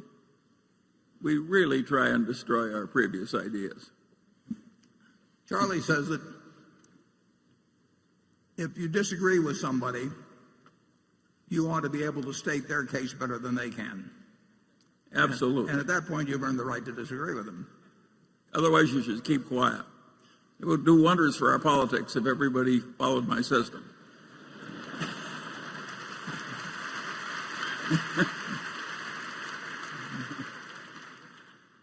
Okay, Becky. Warren, just a quick request. Would you please stop using CNBC as an acronym for mass destruction? What if I use NBCC? Then I've got a problem with Steve. This question comes from Matt Bandy in Dallas, Texas. He's asking about Seritage Growth Properties. He says, in December 2015, you filed a personal 13G evidencing a roughly 8% ownership position in the real estate investment trust Seritage Growth Properties, which to my knowledge is not paralleled as a Berkshire investment. Alternatively, in September 2015, Warren filed a personal 13G evidencing ownership in Phillips 66, which is paralleled as a Berkshire investment. My question is, how do you decide when making a personal investment for your own account versus an investment for Berkshire? I understand market cap and ownership sizing are the likely factors, but does it still not behoove him to invest for the shareholders' benefit in a company like Seritage that might have significant upside? And where are you putting your personal money to work? Right.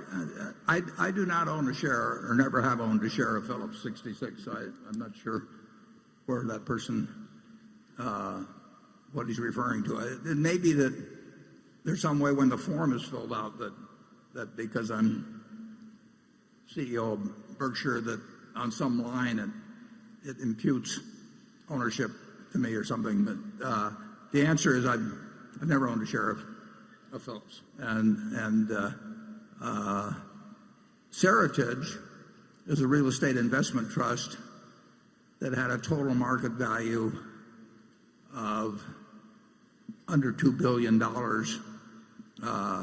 I bought it. And my situation is that I have about 1% of my net worth outside of Berkshire and 99% in it, and I can't be doing things that Berkshire does. So a Seritage with a $2 billion market cap is not really something that is of a Berkshire size. Plus, we've never owned a real estate investment trust, to my knowledge or my memory, in Berkshire at all. I mean, it's just not a...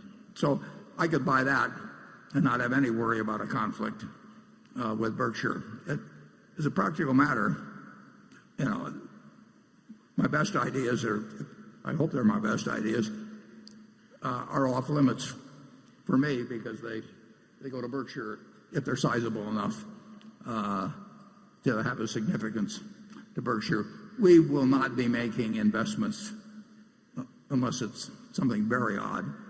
We will not be making investments in companies with a total market cap of a couple billion. Well, we're our present size. But so every now and then I see something that's sub-sized for Berkshire that I'll put that 1% of my net worth in, and the rest of the stuff is off limits, basically, unless Berkshire's all done buying something. Or is it?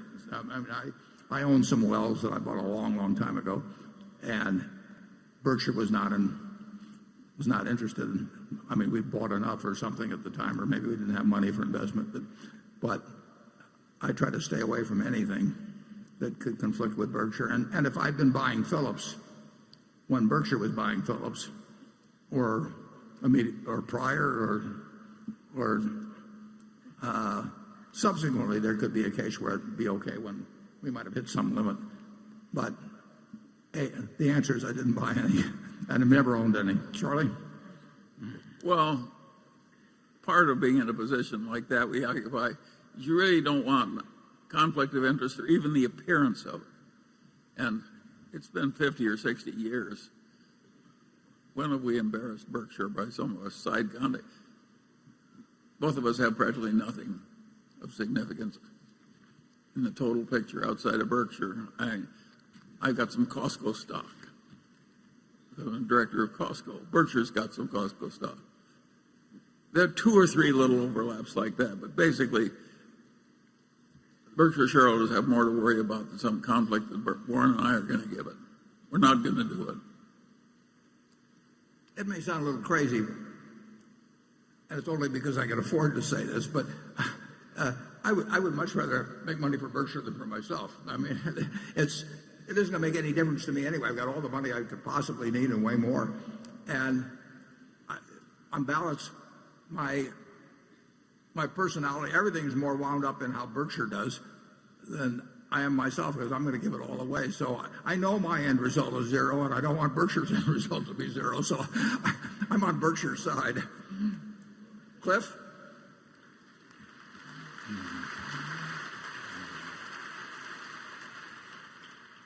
One of the great financial characteristics of Berkshire today is its awesome cash flow. While a simple earnings less capex formula yields an annual free cash flow calculation, I figure of around 10 to 12 billion. In reality, it seems to be much higher, closer to 20 billion, and I think in part due to changes in the deferred tax asset year to year. What is the outlook for free cash flow, and can investors continue to expect similar dynamics going forward? Yeah, there's a lot of deferred tax that's attributable to unrealized appreciation in securities. I don't have the figure, but let's just assume that's 60 billion of unrealized appreciation in securities. Well, then there would be 21 billion of deferred tax. That isn't really cash that's available. It's just an absence of cash that's going to be paid out until we sell the securities. Some arises through bonus depreciation. The railroad will have depreciation for tax purposes that's a fair amount higher than for book purposes. But overall, I think of primarily the cash flow of Berkshire as a practical matter relating to our net income plus our increase in float, assuming we have an increase. And over the years, float has added $80 billion plus to make available for investment beyond what our earnings have allowed for. And that's the huge element. We're going to spend more than our depreciation in our businesses, primarily number one, because of the railroad and Berkshire Hathaway Energy are 2 entities that will spend quite a bit more than depreciation in all likelihood for a long, long, long, long time. And the other businesses, unless we get into inflationary conditions, it won't be a huge swing one way or the other. So our earnings, the 17, not counting capital gains, but our earnings, which were whatever they were, around 17 billion, plus our change in float, is the net new available cash. But of course, we can always sell securities and create additional cash. We can borrow money and create additional cash. But it's not a very complicated economic equation at Berkshire. People didn't, for a long time, they didn't appreciate the value of float. we kept explaining it to them, and I think they probably do now. The big thing, the goal, what Charlie and I think about, we want to add every year something to the normalized, the normalized earning power per share of the company, and we think we can do it because we should be able to do it. We have retained earnings to work with every year to get that job done. Sometimes it doesn't look like we've accomplished much, and we haven't accomplished much. And other years something big happens, and we don't know ahead of time which year is going to be which. Charlie? Well, there are very few companies that have ever been similarly advantaged. In the whole history of Berkshire Hathaway, we've lived in a torrent of money, and we were constantly deploying it in dispersed assets, and we were wising up as we went along. That's a pretty good system. It's allowed for We're not going to change it. It's allowed for a lot of mistakes. I mean, that's the interesting thing. American business has been good enough that you don't have to really be smart to get a decent result. And if you can bring a little bit of intellect, then you should get a pretty good result. What you got to do is be aversive to the standard stupidities. If you just keep those out, you don't have to be smart. Thank God. Yeah, thank God, right. Okay, section 11. Hey, Warren and Charlie. Thank you so much for your generosity and sharing your life's accumulation of knowledge and financial capital to the progress of humanity. Thank you for that. And Berkshire managers, thank you for building important companies and stewarding our financial futures. Thank you, guys. This is Bruce Wang from Microjig, traveling west from Orlando, Florida. Last year, you kindly shared with me the importance of getting the best reputation you can and behaving well. This year, I'd like to ask and preface with Bill Gates wrote, Warren's gift is being able to think ahead of the crowd. It requires more than taking his aphorism to heart to accomplish that, although Warren is full of aphorisms well worth taking to heart.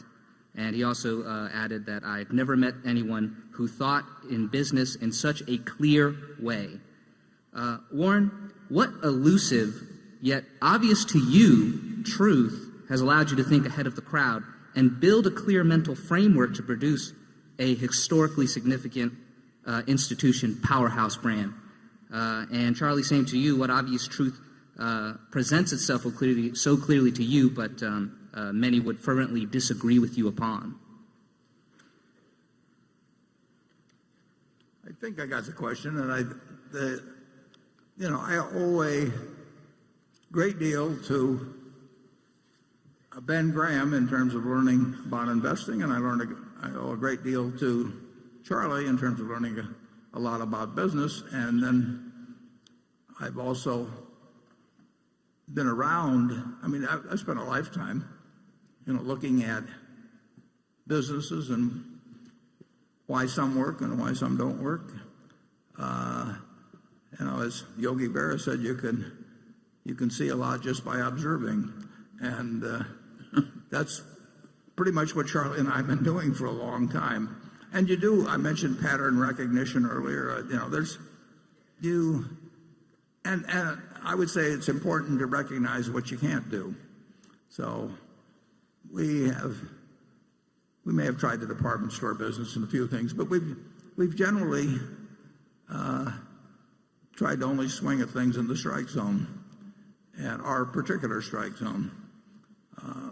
And it really hasn't been much more complicated than that. You do not need, you don't need the IQ in the investment business that you need in certain activities in life. But you do have to have emotional control. I mean, we see very smart people do very stupid things, and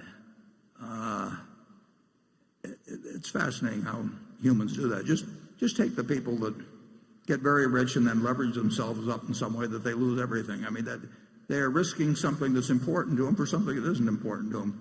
Well, you can say you can figure that one out in first grade, but people do it time after time. And you see that constantly, self-destructive behavior of one sort or another. I think we've probably, and it doesn't take a genius to do it, but I think we've sort of avoided the self-destructive behavior. Charlie? Well, there's just a few simple tricks that work well, and particularly if you've got a temperament that has a combination of patience and opportunism in it. And I think that's largely inherited, although I suppose it can be learned to some extent. Then I think there's another factor that accounts for the fact that Berkshire's done as well as it has, is that we're really trying to behave well. And I had a great-grandfather, when he died, the preacher gave the talk, and he said, none envied this man's success so fairly won and wisely used. Now, that's a very simple idea, but it's exactly what Berkshire's trying to do. There are a lot of people who make a lot of money, and everybody hates them, and they don't admire the way they earn the money. And I'm not particularly admirable at making money running gambling casinos. And you know, we don't own any. And we've turned down businesses, including a big tobacco business. So I don't think Berkshire would work as well if we were just terribly shrewd, but didn't have a little bit of what the preacher said about my grandfather Ingham. We want to have people think of us as having won fairly and used wisely. It works.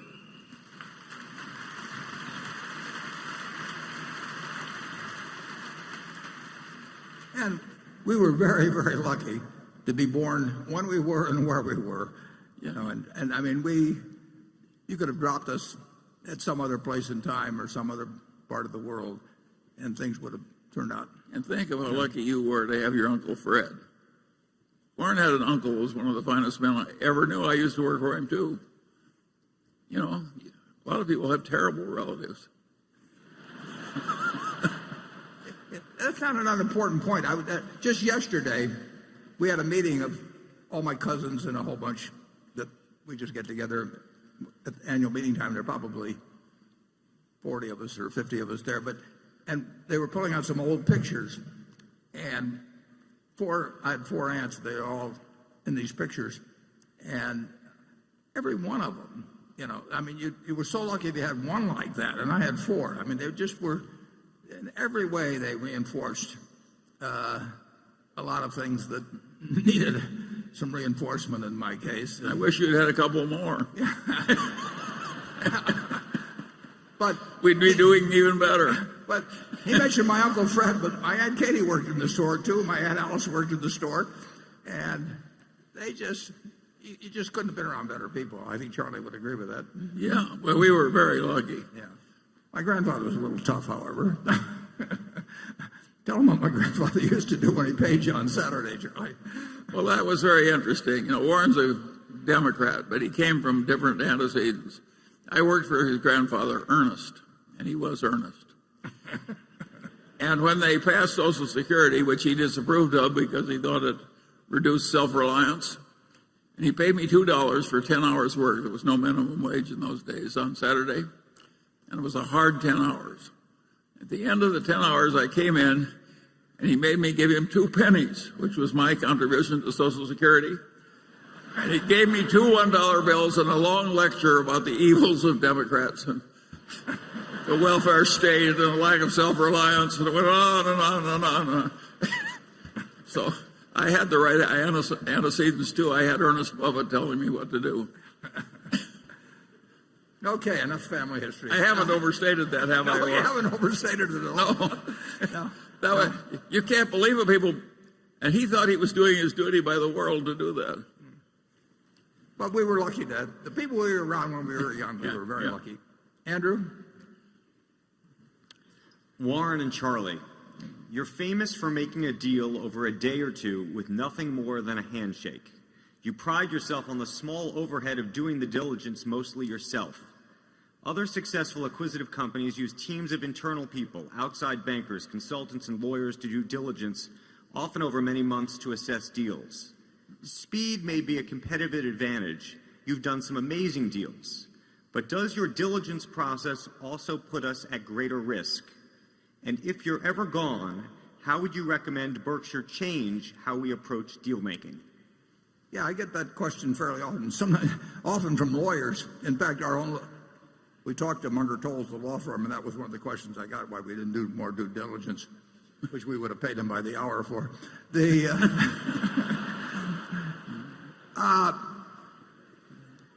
It's interesting. We've made plenty of mistakes in acquisitions, plenty, and we made mistakes in not making acquisition. But the mistakes are always about making an improper assessment of the economic conditions in the future of the industry or the company. They're not a bad lease. They're not a specific labor contract. They're not a questionable patent. They're not the things that are on the checklist, for every acquisition by every major corporation in America. Those are not the things that count. What counts is whether you're wrong about whether you really got a fix on the basic economics and how the industry is likely to develop, or whether Amazon's likely to kill them, in a few years, or that sort of thing. And we have not found a due diligence list that gets at what we think are the real risks when we buy a business. And like I said, we certainly made at least a half a dozen mistakes, and probably a lot more if you get into mistakes of omission. But none of those would have been cured by a lot more due diligence. They might have been cured by us being a little smarter. It just isn't the things that are on the checklist that really count. Assessing whether a manager who I'm going to hand $1 billion to for his business, and he is going to hand me a stock certificate, assessing whether he's going to behave differently in the future in running that business than he has in the past when he owned it. That's incredibly important, but there's no checklist in the world that's going to answer that.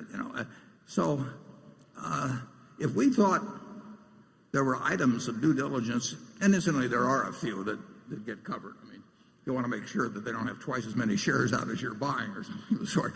But if we thought there were things that we were missing that were of importance in assessing the future economic prospects of the business, we would, by all means, drill down on those. But the question of, when we bought Seas, they probably had 150 leases. When we buy Precision Cash Parts, they have 170 plants. There's going to be pollution problems at some place, and that is not what determines whether a $32 billion acquisition is going to look good 5 years from now or 10 years from now. And we try to focus on those things. And I do think it probably facilitates things with at least certain people that our method of operation does cut down. You get into squabbles on small things. I've seen deals fall apart because people start arguing about some unimportant point, and their egos get involved, and they draw lines in the sand and all of that. I think we gain a lot when we start to make a deal. It usually gets done. Charlie? Well, you start to think about it. Business quality usually counts on something more than whether you cross the T in some old lease or something. And the human quality of the management who are going to stay are very important. And how are you going to check that as by due diligence, And I don't know anybody who's had a generally better record than Berkshire in judging business quality and the human quality of the people who are going to lead the business after it's acquired. And I don't think it would have improved at all by using some different method. So I think the answer is that, for us at least, we're doing it the way we should. negotiations that drag out have a tendency, they're more likely to blow up for some reason. I mean, people, they can get obstinate about very small points, and it's silly to be obstinate, but people get silly sometimes. So I like to keep things moving. I like to show a certain amount of trust in the other person, because usually trust comes back to you. But the truth is, there's some bad apples out there, and spotting them is not going to come from looking at documents. You really have to size up whether that person who's getting a lot of cash from you how they're going to behave in the future, because we're counting on them, and that assessment is as important as anything involved. We know all the figures and everything going in, and we know what we'll pay, and so we don't want things to get gummed up in negotiations. And I'm perfectly willing to lose small points here and then on the deal if I have the deal on the right terms.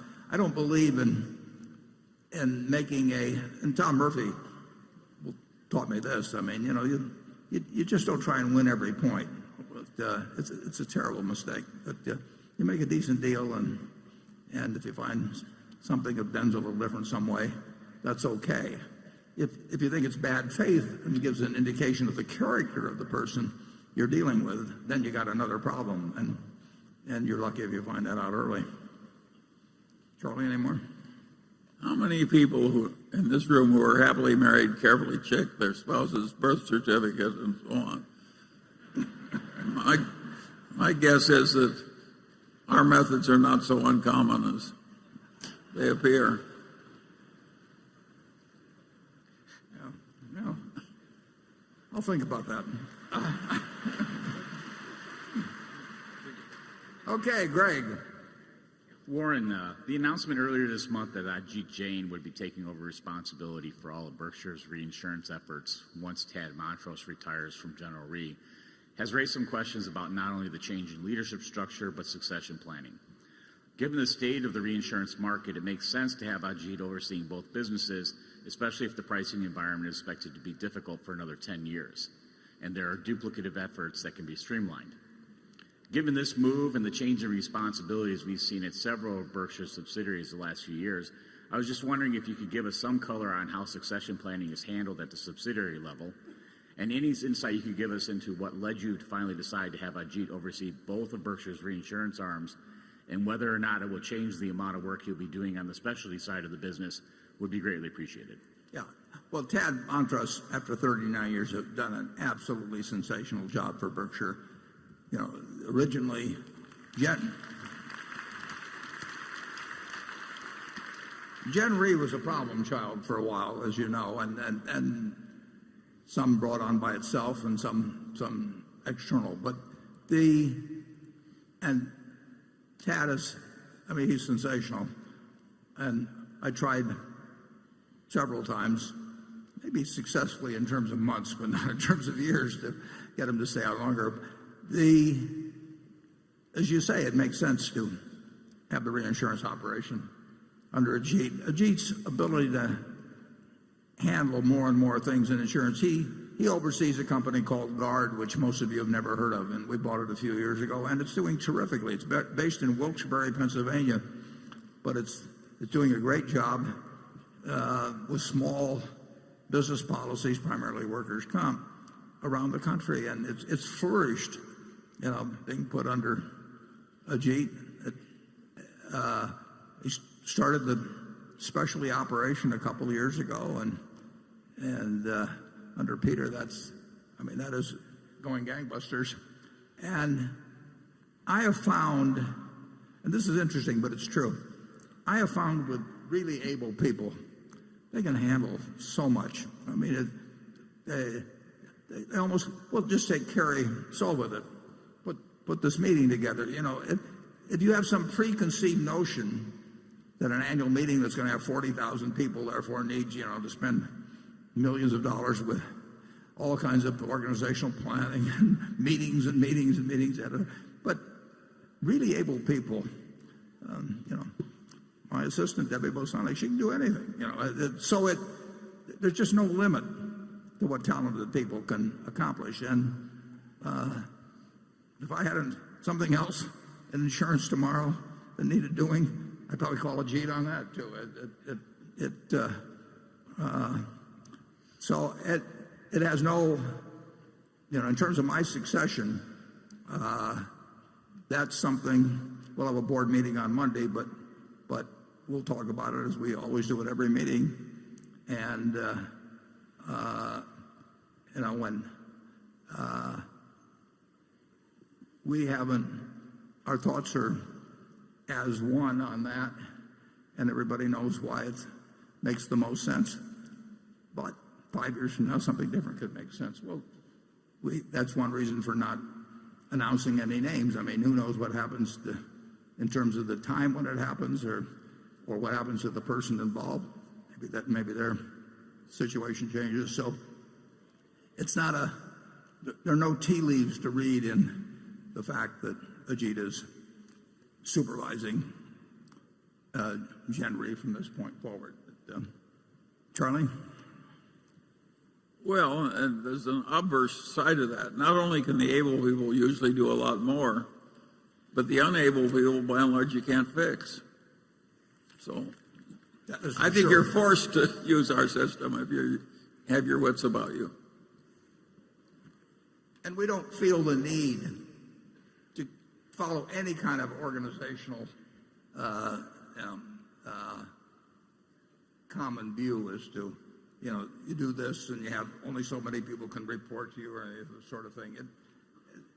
Berkshire, every decision that comes up, we just try and figure out the most logical thing to do at that time. But we don't have some grand design in mind of like an army organizational charter or something of the sort, and we never will. Warren and I once reached a decision we wouldn't pay more than X dollars for something. And the man who was subordinate to both of us who was working on it just said, "You guys are out of your minds. This is really stupid. This is a quality operation. You ought to pay up for it." We just looked at one another and did it his way. We don't pay any attention to titles or He was right, too. He was right, yeah, of course. Okay. I'm sorry. If a charwoman gave us a good idea, we'd accept it cheerfully.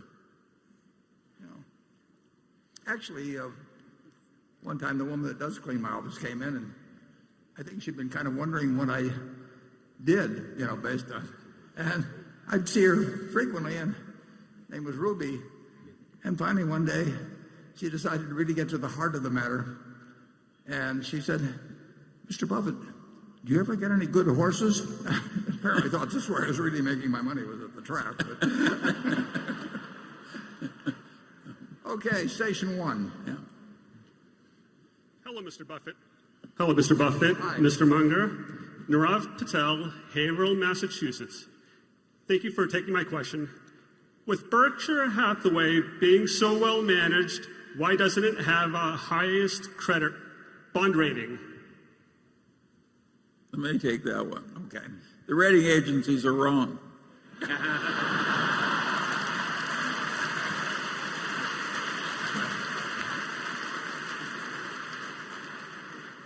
And set in their ways.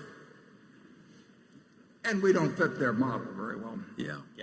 I mean, we don't look like anything exactly they see otherwise. But that's the answer. Yeah. And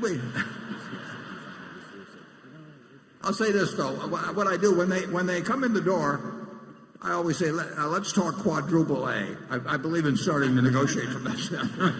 I never get any place. Okay, Carol. Questions continue to come in about the financing and working relationship that Berkshire formed with 3G a couple of years ago, and this is one of those questions. While 3G has been very successful in cutting costs and increasing margins at Kraft Heinz, the company has seen volumes and revenues decline. As a long-term investor, how do you judge when a management is cutting muscle as well as fat? Can a business increase revenues while cutting costs? And I forgot to say this came from Rick Smith at New York City. Well, the answer is yes. That sometimes you can cut costs that are a mistake to cut, and sometimes you can keep costs that are a mistake to keep. Tom Murphy had the best approach. I mean, he never hired a person that he didn't need, and therefore they never had layoffs. And you might say that at headquarters at Berkshire, we followed a similar approach. We don't take on anybody. Now, I think it is totally crazy when companies are now if you're in a cyclical business, you may have to cut a workforce because there aren't as many carloads of freight moving or something like that, so you cut back on crane crews and all that.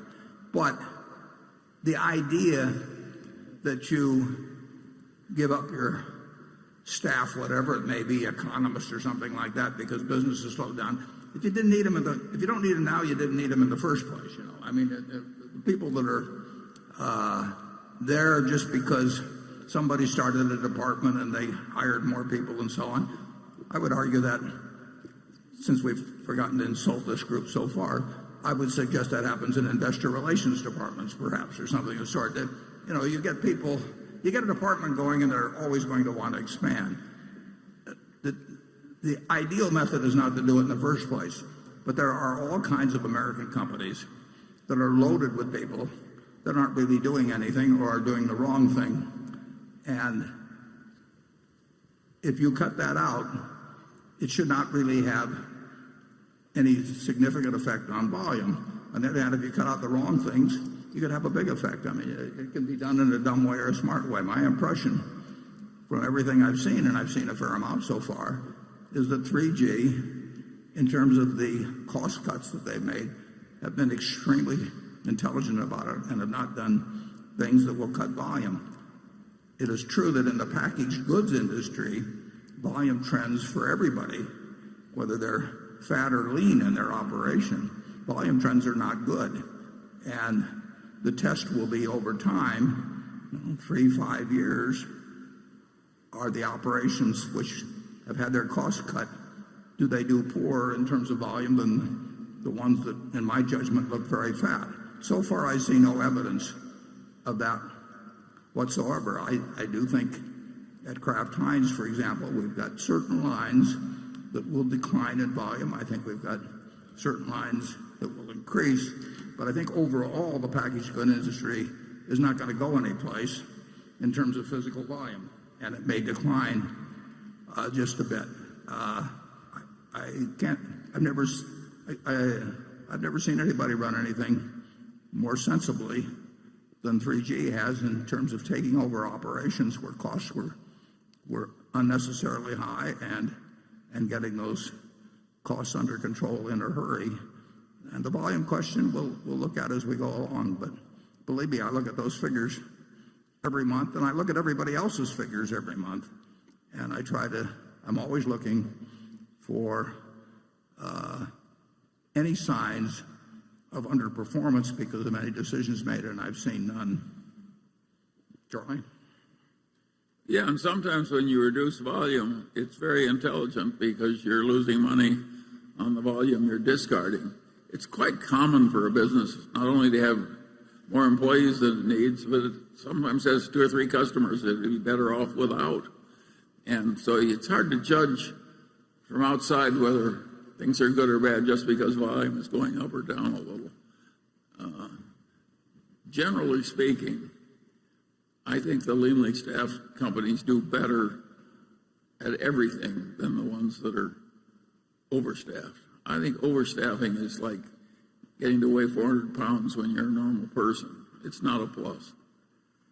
Yeah, sloppy thinking in one area probably indicates there may well be sloppy thinking elsewhere. And I have been a director of 19 public corporations, and I've seen some very sloppy operations, and I've seen a few really outstanding business operators, and there's a huge difference.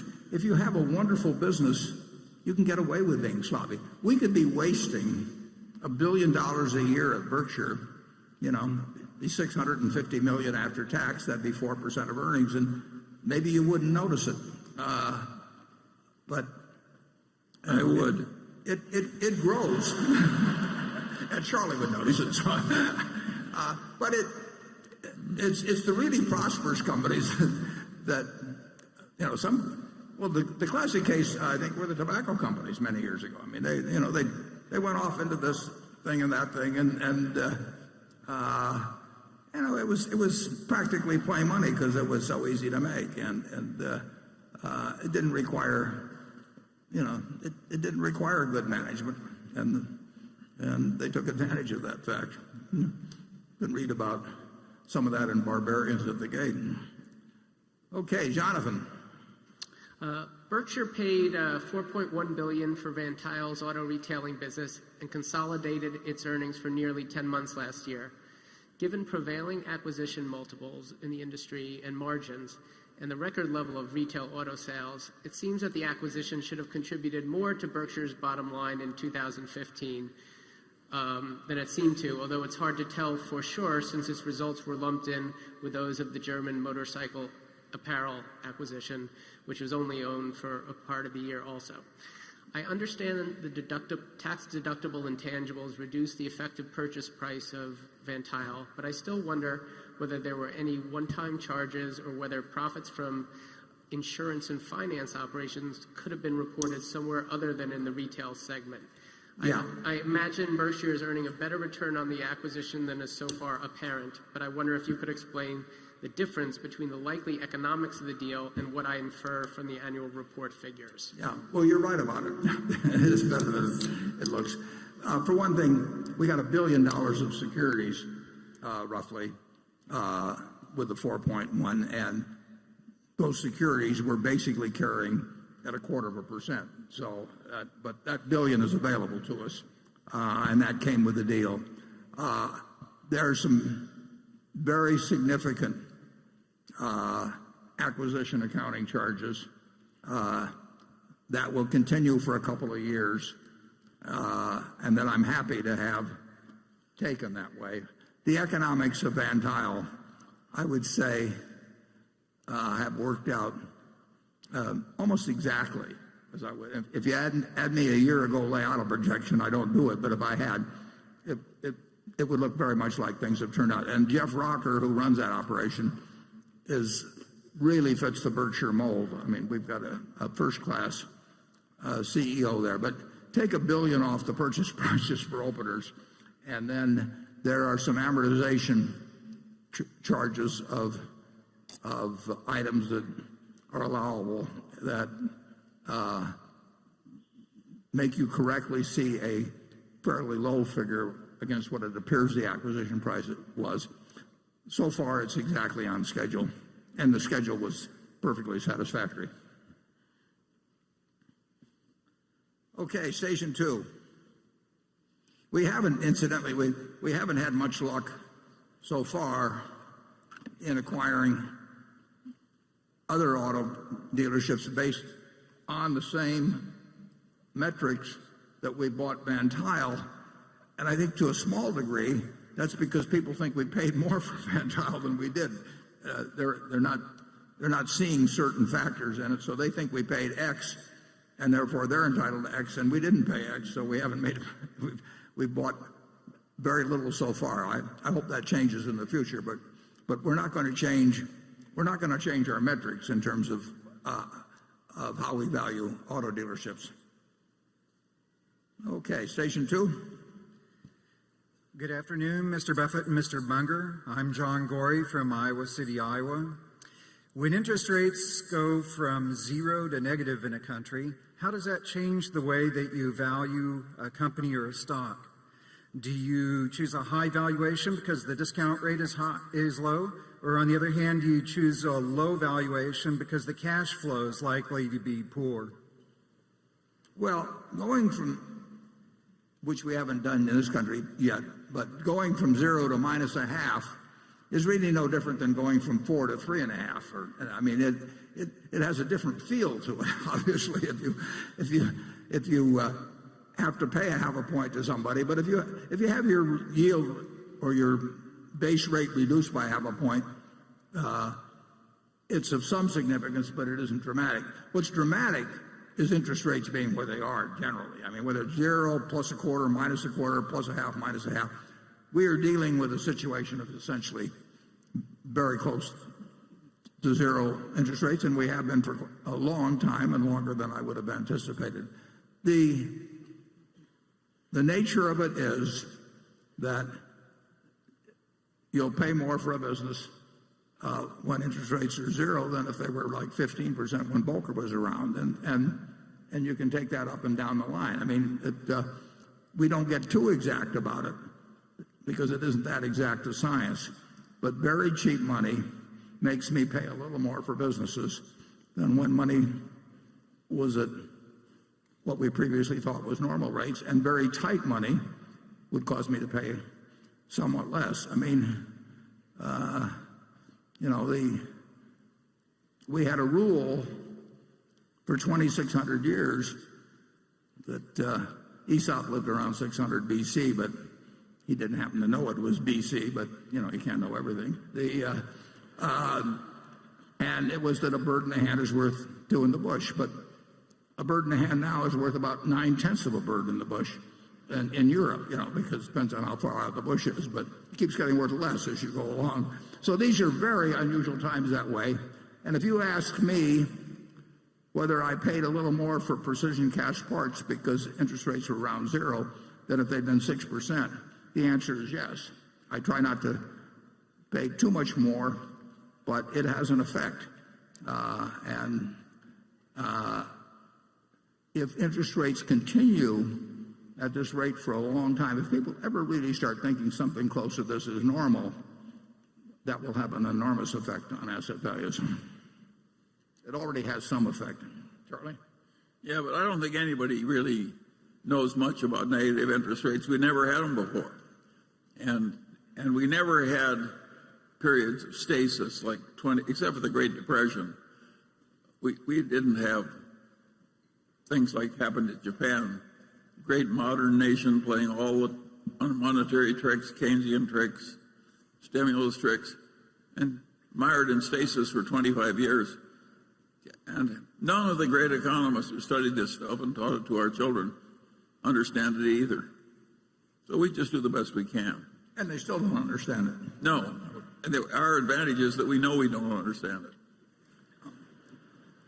It's interesting though. I mean, we are, it makes for an interesting movie. And it does modestly affect what we pay for businesses. I don't think anybody expected it to last this long, do you, Charlie? Personally? I don't think everybody. If you're not confused, you haven't thought about it correctly. Yeah, I thought about it correctly then. Becky? Warren, in the past, you've talked about Geico working with IBM's Watson. Yeah. And this shareholder, Guillermo Bermudez, writes in and wants to know, would IBM be able to offer insurance industry competitors of Geico the solutions developed with Geico help and expense?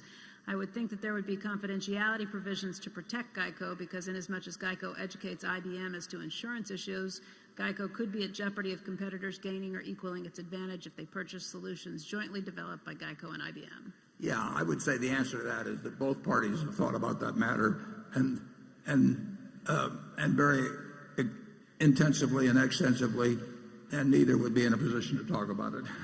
I don't like to not answer any question, but there's some things that it doesn't pay to answer. Am I right, Charlie? Yes, of course you're right. I like that. Cliff?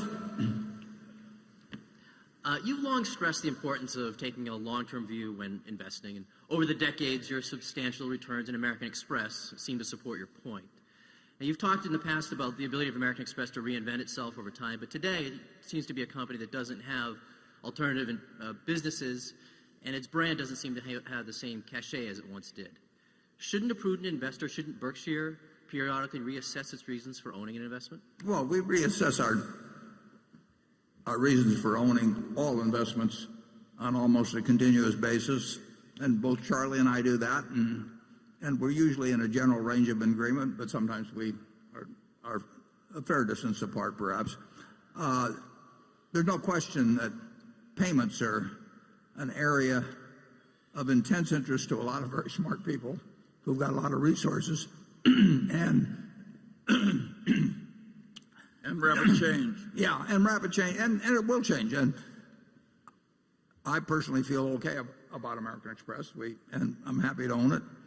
I think, but their position, and it has been under attack for decades, more intensively lately, and it will continue to be under attack. I mean, it's too big a business, and it's too interesting a business, and it could be too attractive a business for people to ignore it. And it plays to the talents of some very smart people. I mean, it's a natural that a great many organizations that are really quite able think about it, and it's big. So a lot of great businesses aren't quite so great as they used to be. The packaged good business, for the Procter and Gamble's and so forth of the world, General Mills, they're all weaker than they used to be at their peak, and the auto companies. I mean, when auto companies. Oh my God! Yeah.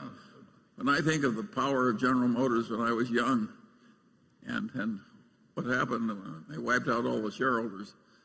I would no more have predicted that. When I was young, General Motors loomed over the economy like a colossus. It looked totally invincible. Torrents of cash, torrents of everything. And trying to hold down market share. Yes, because they were afraid they'd be too monopolistic. And so the world changes, and we can't make a portfolio change every time something is a little less advantaged than it used to be. But you have to be alert. You have to be thinking all the time and yes. alert to whether there's been something that really changes the game in a big way. And that's not only true for American Express. That's true for other things we own, including things we own 100% of. And we'll be wrong sometimes. We'll be late sometimes. We'll be wrong sometimes. But we'll be right sometimes too. But it's not that we're not cognizant of threats, but assessing the probabilities of those threats being a minor problem or a major problem or a life-threatening problem is, it's a tough game, but that's what makes our job interesting. I think anybody in payments probably who's an established long-time player with an old method has more danger than used to exist. It's just there's more fluidity in it. Okay, station 3. Hi, Mr. Buffett. Hi. Hi, Mr. Munger. I'm from Flagstaff, Arizona. My name is Mick Kelly. My family runs some cattle ranches down in Arizona, and that's kind of what my question pertains to. I'm curious on your thoughts as it relates to the expanding global population and investing in cattle, and if you think it's wise. Thank you. Charlie? I think it's one of the worst business I can imagine for somebody like us. There's nothing personal about this. Yeah. Not only is it a bad business, we have no aptitude for it. Some people have done well in it, Charlie. Boy, yeah, they have one good year every 20 years or something. I know you guys like steak. Very much. But not owning cattle. Yeah. No, it actually, I know a few people that have done reasonably well in cattle, but they usually own banks on the side or something. But I wish you the best in it. Yes. And I'm in Kiewit Plaza if you want to send anything along. Somebody has to occupy the tough niches in the economy. We need you. Yeah, thank you. Thank you. Yeah.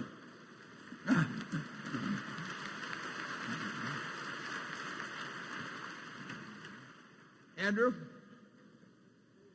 Warren and Charlie. Well, the first part's for Charlie, the second part's for Warren. Charlie, you clearly understand the power of incentives. How do you apply this at Berkshire when designing compensation formula? Without naming names or dollar amounts, please illustrate for us with examples of a couple of examples of how Berkshire's operating managers get paid for performance in different industries. The second part is for Warren, which is you once said you'd write about how we should compensate the next Berkshire CEO. Can you describe exactly how we should do it now? Well, I'll let Warren worry about the next CEO. But when it comes to the system, our incentive systems are different. And what they try and adapt to is the reality of each situation. And the basic rule on incentives is you get what you reward for. So if you have a dumb incentive system, you get dumb outcomes. And one of our really interesting incentive systems is at GEICO. And I'll let Warren explain it to you because we don't have a normal profits type incentive for the people at GEICO. Warren, tell them because it's really interesting. Yeah, well, at GEICO, we have two variables, and they apply to well over 20,000 people. I think you have to be there a year, but beyond that point, anybody's been there a year or more, and I could be wrong on the exact period, is subject and understands that these two variables will determine bonus compensation. And as you go up the ladder, it has a multiplier effect. It's still the same two variables, but it gets to be larger and larger in terms of bonus compensation as a percentage of your base. But it's always significant. It's always significant. And those two variables are very simple.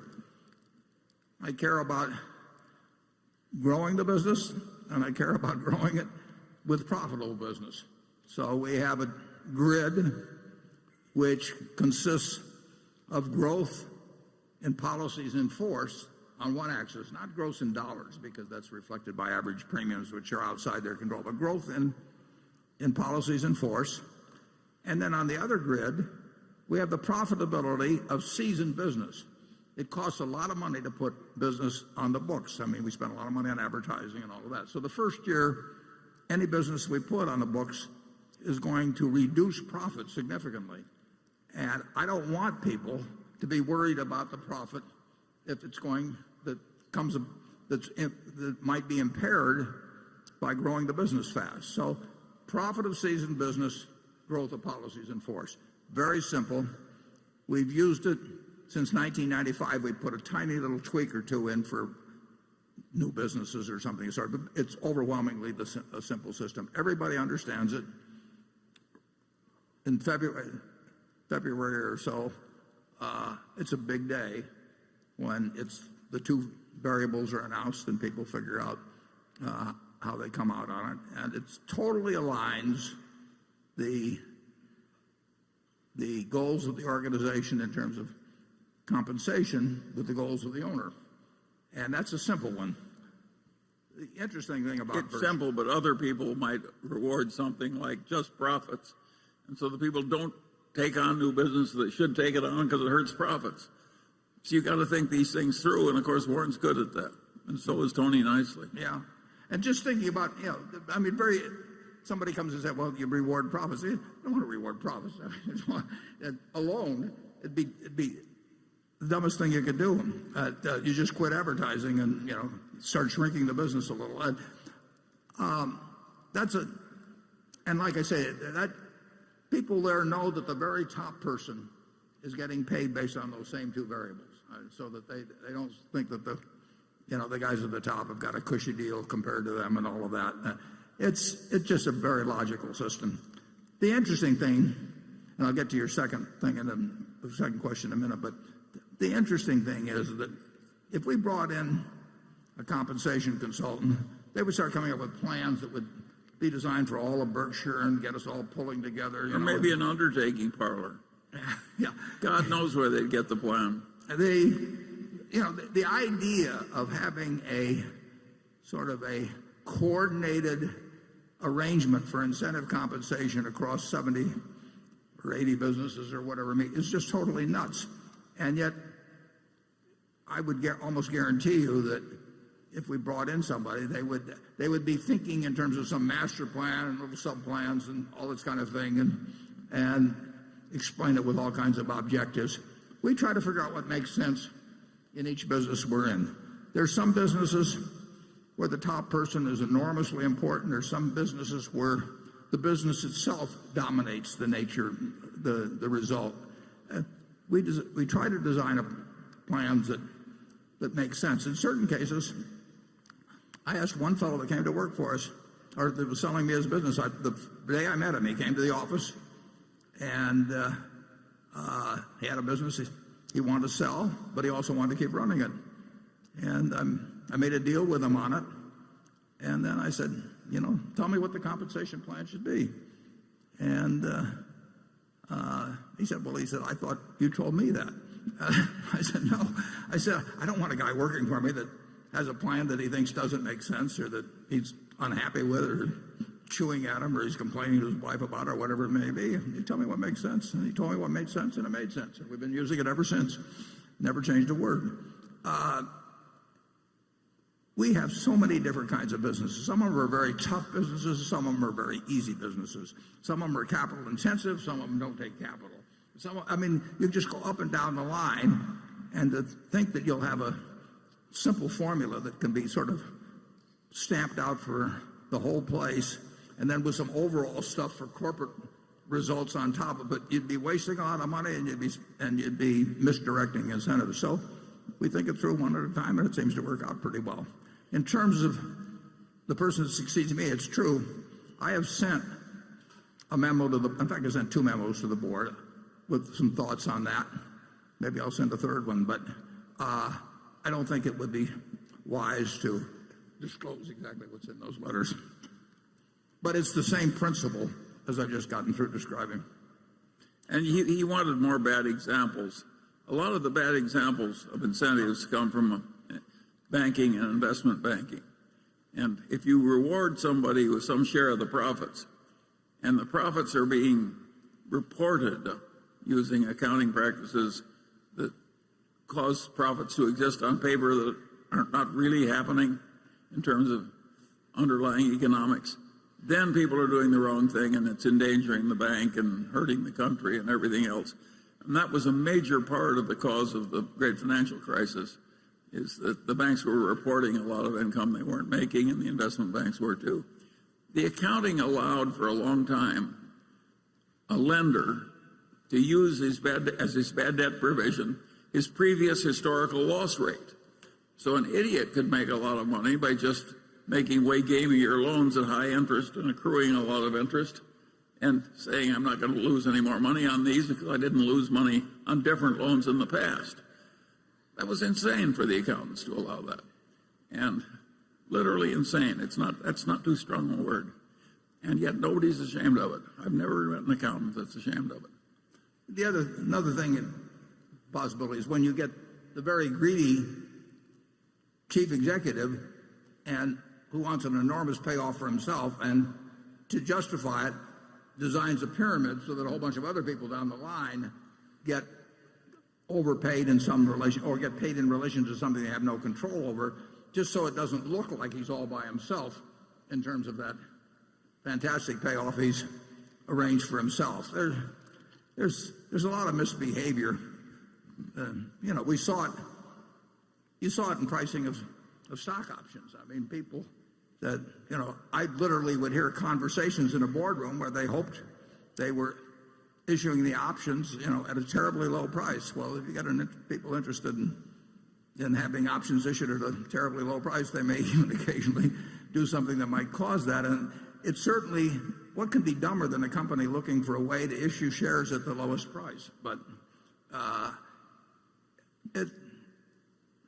compensation isn't as complicated as the world will like to make it, but if you were a consultant, you'd want to make people think it's very complicated, and that only you could solve this terrible problem for them that they couldn't solve. We want it simple and right, and we don't want it to reward what we don't want.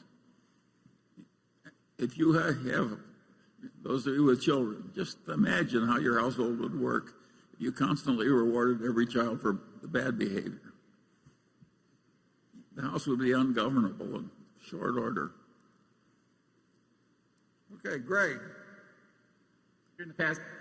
During the past several years, Burlington Northern has spent more than just about every railroad on capital expenditures. While the company reduced its CapEx budget from $5.7 billion during 2015 to $4.3 billion this year, it still represents around 20% of annual revenue, which we believe is at least a bare minimum for most railroads to continue to invest indefinitely.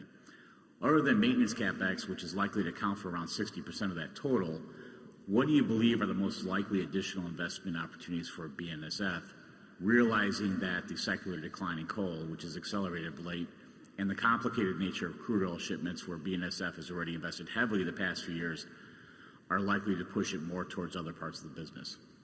Yeah, as I mentioned in the annual report,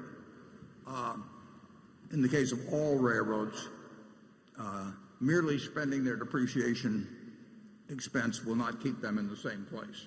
So depreciation is an inadequate measure of the actual steady state capital expenditure needs of a railroad, even in these fairly non-inflationary ways. And that's an important consideration in buying the business. We knew that going in, and it's been reinforced since. We spent a lot of money in 2015 because we had a lot of problems to correct, and that was when we spent the $5.7 billion. I would say that the true maintenance CapEx, if you're looking at $4.3 billion, is higher than 60% of that number when you really evaluate keeping the railroad in competitive shape to do just the same volume as it would be doing the year before. So there is an additional expense at BNSF that is not reflected in the figures. We also have a lot of intangible expenses at some other businesses that aren't real expenses. I mean, overall, I think that Berkshire's figures actually are on the conservative side in relation to real economic earnings, but that's not true at any railroad.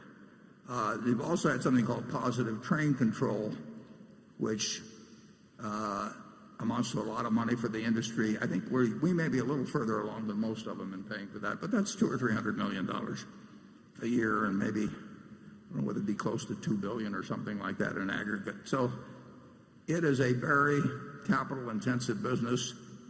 We run at the BNSF, we run far more gross and revenue ton miles than any other railroad in North America, and that has obviously is a factor on capital expenditures. But I would say that it's very likely that we will spend more than depreciation, unfortunately quite a bit more than depreciation, to stay in the same place for a long, long time, as will other railroads. And that's a negative in the picture. We will always be looking for ways to use capital expenditure money to develop additional business, and we get that opportunity regularly. It's just a question of the size of it. And we did a lot of that in the Bakken, and we reckon we got benefits from it. We're not getting benefits as much as we thought we would at this point when the price of oil has fallen off. But that was a very sensible capital expenditure, and I hope we get the opportunity to do more.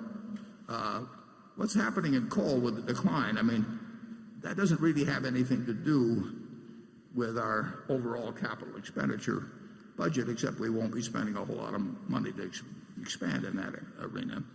Does that answer your question okay? No, I was just thinking maybe with intermodal as well, if that's a longer-term opportunity to invest more heavily there.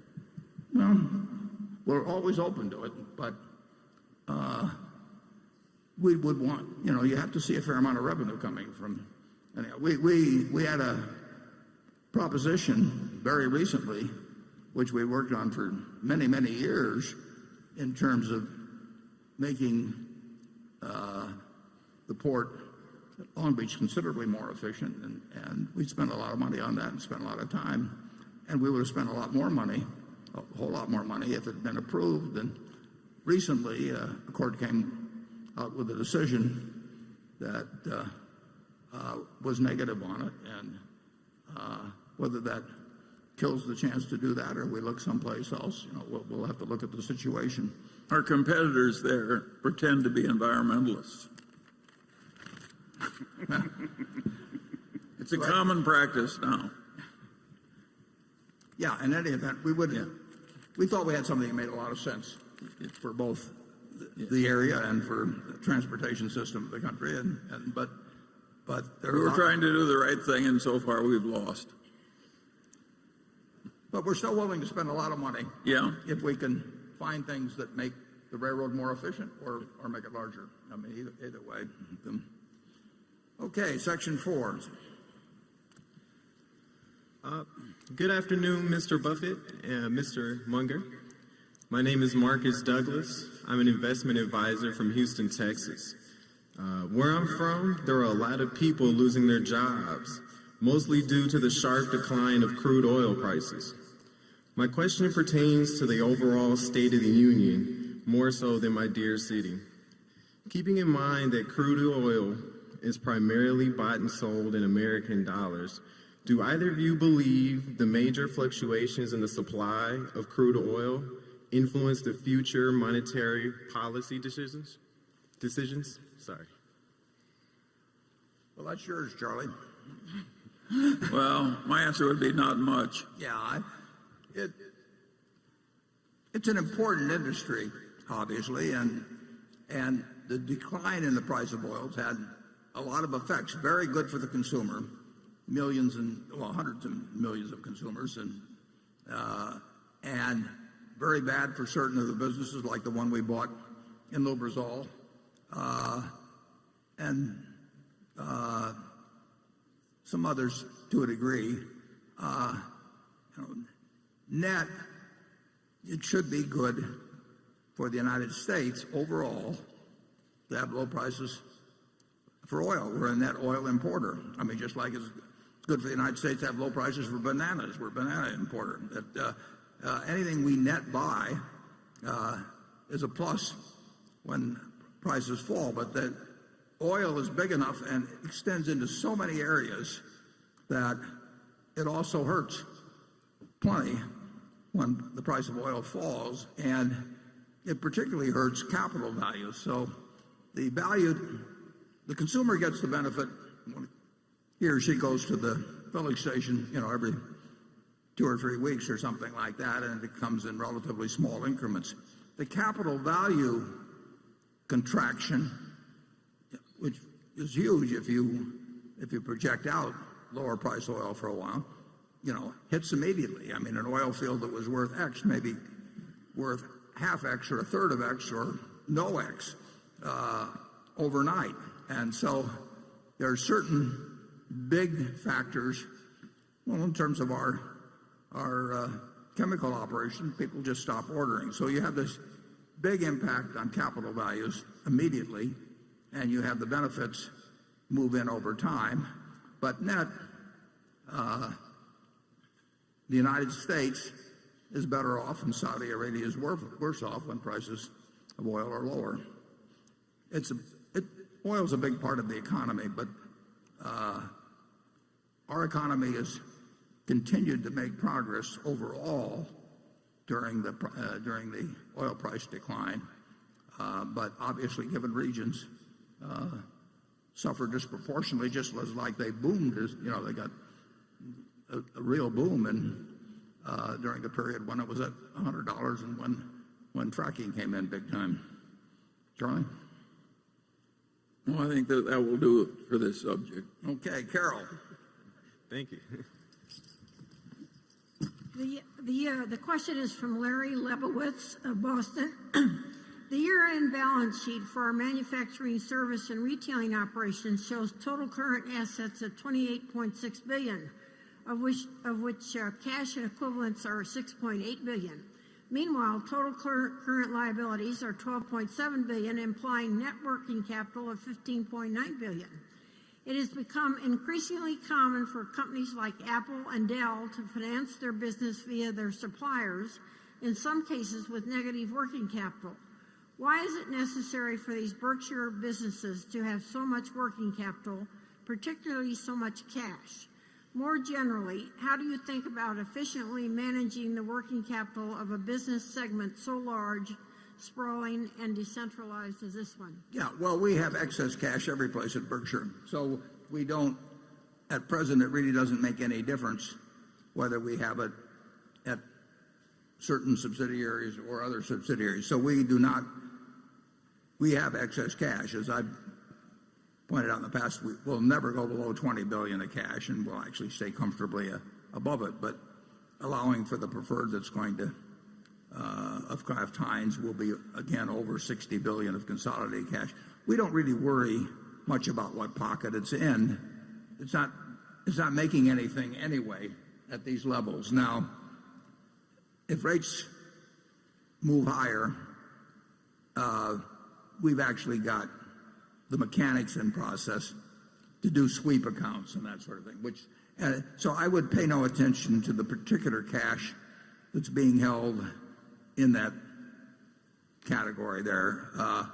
The cash in Berkshire Hathaway Energy, the cash in the railroad, we have independent levels that we don't guarantee their debt, and they run with ample cash, and we would not look at sweeping that down to a minimum. But if you talk about 40 or 50 of our miscellaneous subsidiaries, we will go to a sweep account when rates get where it really makes any difference to do it. But right now, when you're getting zero, it doesn't really make much difference where you get zero. So I think the fellow's overanalyzed it a little bit, but I understand why he did it.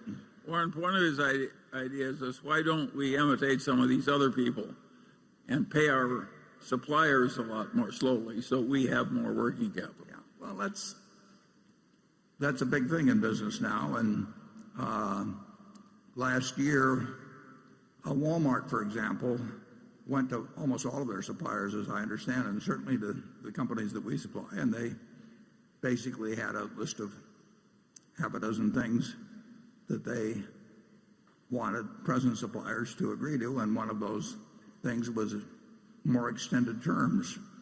And each of our companies made their own decisions, but my guess is they got more extended terms from most of their suppliers, maybe a very high percentage of their suppliers, and they may have gone from, I don't remember the exact request, but whether they went from 30 to 60 days or what it was, but they got a meaningful extension. So you will, in a couple of years or a year, it takes time to implement, you'll see higher payables relative to sales at Walmart than you saw a year or two ago. And, they are under a lot of pressure competing with Amazon and others, and that's one of the ways they expressed it. And I've seen it done other places, and it's conceivable that one of our subsidiaries might deem it wise to do it, but I don't think they will. I mean, I think that the pressure for cash at Berkshire is not that high, and I think that the pressure or the desire for great relations with suppliers would probably overcome, in most of our managers' minds, any desire to start extending terms. Yeah, I think it's hard to do that brutally when you're rich and your supplier isn't, and think that your supplier is going to love you. And so I think there's something to be said for leaning over backward to have a win-win relationship with both suppliers and customers, always. It's never been pushed at Berkshire. You can argue we got a pretty good thing going in float anyway, so. Yeah, and we don't need it. Let somebody else set the record on that one. Okay, Johnny. Most American corporations separate out supposedly one-time restructuring costs, whereas Berkshire doesn't. Berkshire's reported operating earnings are therefore, in my opinion, of higher quality. Have you ever calculated how much higher operating earnings on average would be if Berkshire separated out plant closing costs, product line exits, severance pay, and similar items? Is it a material number, or does Berkshire not incur much in the way of these types of costs typically because most of your acquisitions are standalone? Let me take that one. That's a question like asking, why don't you kill your mother to get the insurance money? We don't do it. We're not interested in manipulating those numbers, and we haven't had a restructuring charge ever, and I don't think we're about to start. Yeah, I would say this too, Johnny. We don't do that. The numbers would not be huge. You know, there could be a year, I suppose, when they might be for some reason, but they are more conservatively stated than most companies, and I think they're of higher quality. And but I pointed out also that I think that our depreciation expense at the railroad, which is standard and which all the other railroads use, is inadequate as a measure of true operating earnings. But that's... And you're talking about, we like to advertise our defects. Not all of them. There's no question that I think we will have more amortization of certain intangibles which reduce earnings and reported earnings, but which in reality are not expenses. We'll have more of that than some companies, and I pointed that out. I never want to report one of these things where I have the whole adjusted earnings set out and say this is what you're supposed to pay attention to, because every one of those I've seen virtually results in some inflation of figures, and things are good enough at Berkshire. We don't need to inflate the figures. Okay, station 5. This is Martin calling from Germany. I'm a fixed income manager. We launched with Hendrik Leber a fund, and you have my sympathy. Yeah. The volume is about 650 million. We are 4.1% ahead this year. Obviously, my question is about fixed income. If I look in your annual report, it's about the volume of 25 billion. And if I add, let's say, the CDS, you were selling the CDS, and it's about a volume of 7 or 8 billion. So my concrete question is, the premium on your CDS is about 31 basis points at the end of the year. So mark to market, it's probably at the high teens or 20s.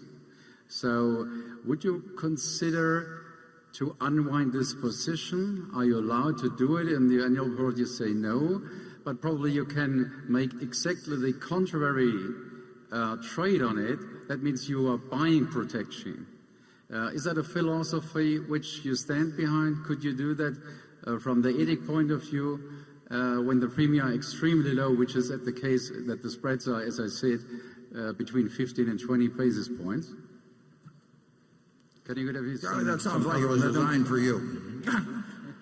I think he was referring to, we have one position left over from 6 or 7 years ago or thereabouts that involves us selling protection on zero coupon municipal bonds with a nominal value, maturity value, which is, since they're zero coupons, is far off and not present value at all.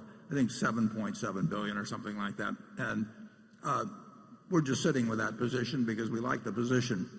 And the gentleman mentions that our CDS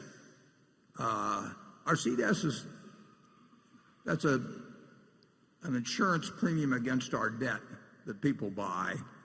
There's a fair amount of activity in it from time to time, and I think that's partially caused by the fact that we neither collateralize that municipal contract that he refers to, but we don't collateralize, with minor exceptions, the equity puts that are still out there. So the counterparties have to buy.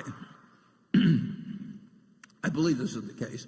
I think the counterparties have to buy protection on Berkshire's credit through CDSs. Now, the people they buy it from, their credit probably isn't as good as Berkshire. So, I mean, I think but it's probably in an internal rule at some of these firms that are on the other side of the contract. And so, but that really doesn't make any difference to us.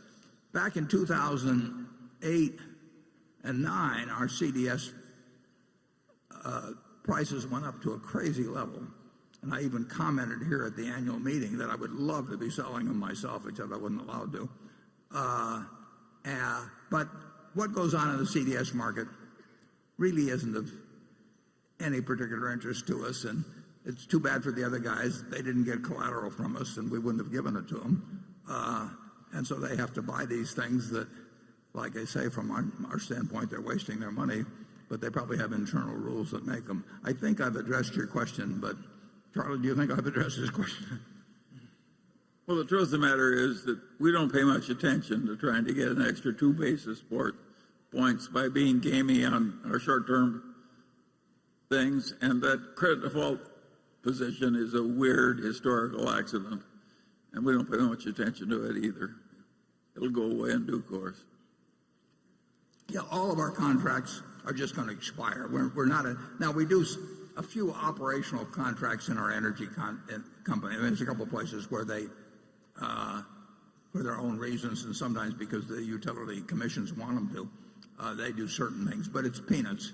And the positions that I instituted 6 or 7 years ago are basically all in a runoff position, and the first big runoffs will be in 2018, in a couple of years. We're basically not in that. We don't fool around with our own credit default swaps at all. No, never. No.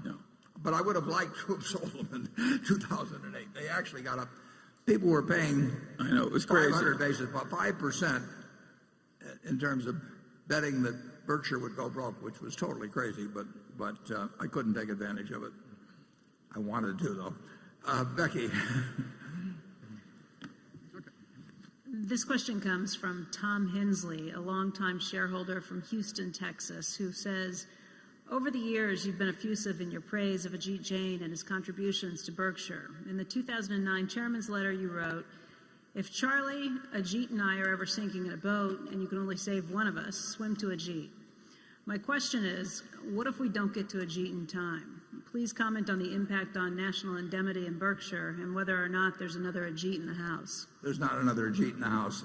I didn't hear the part immediately before when you were, but there's not another Ajit in the house. The impact on national indemnity, I guess the impact on the insurance companies as a result. If we lost him, yeah, it would be very significant, and that would be true of some other managers of some other subsidiaries. But it's quite dramatic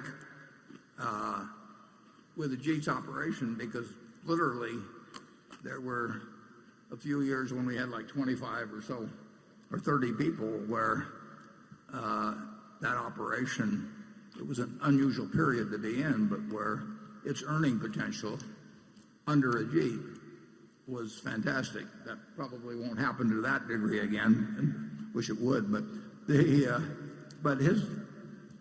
he's done a tremendous amount for Berkshire. But I could, start with Tony. You go to there have been a lot of managers that have created billions and billions of dollars of value for Berkshire. I mean, and maybe you can get into the tens of billions. It's having a fantastic manager that has a large potential business available to them, and who makes the most of it. It's huge over time. You don't see it necessarily in a week or a month or anything of the sort. But when you're building capital value, I mean, think of the value of Jeff Bezos to Amazon. I mean, that it wouldn't have happened without him. And you're looking at huge values, and I could name other situations. The value of Tom Murphy and Dan Burke was the difference between zero and what they ended up with. I mean, they built that thing from a bankrupt UHF station in Albany. It wasn't that they didn't invent television or anything of the sort. They just managed it so well. So really outstanding managers, they're invaluable, and we want to align. Charlie and I can't do it ourselves, but we want to align ourselves with them, and then have them feel about Berkshire the way we feel about it. And if we do that, we have an enormous asset, and we do have in Ajit and a number of the other managers. Charlie? Yes, and Ajit has a longer shelf life than we do. He'd be particularly missed. Well, let's not give up here, Charlie.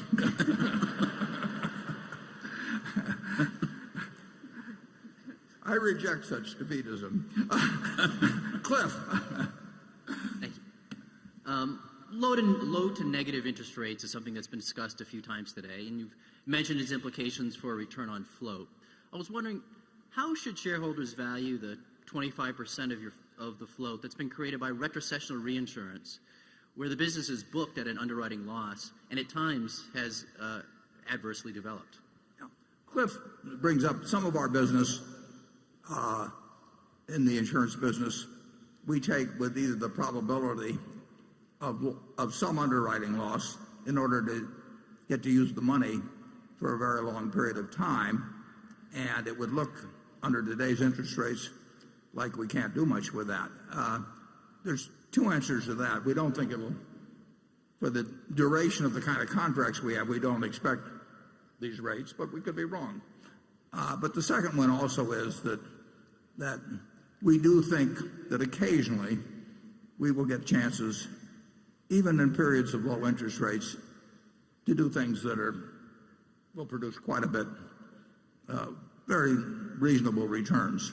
And so we are not measuring it against, double A corporates or anything of the sort.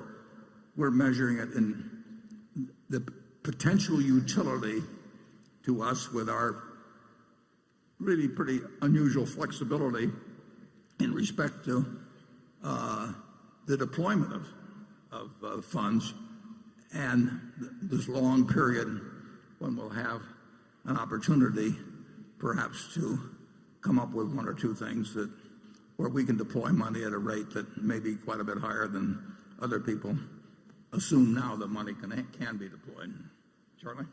Yeah, we're willing to pay a little money now to have the certainty of having a lot of money available in case something really attractive comes up in a bit difficult time.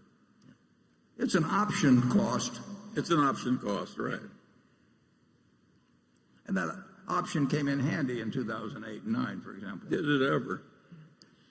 Okay, station 6. Hi, Charlie and Warren. My name is Mindy Jensen, and I'm from Longmont, Colorado. I work for the largest real estate investing social network online called BiggerPockets.com. We're seeing investors starting to get concerned that the real estate market is a bit frothy, similar to the run-up of 2005, 6, and 7 that led to the crash in 2008.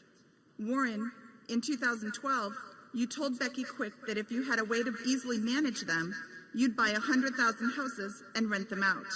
How do you feel about the real estate market today? It's not as attractive as it was in 2012.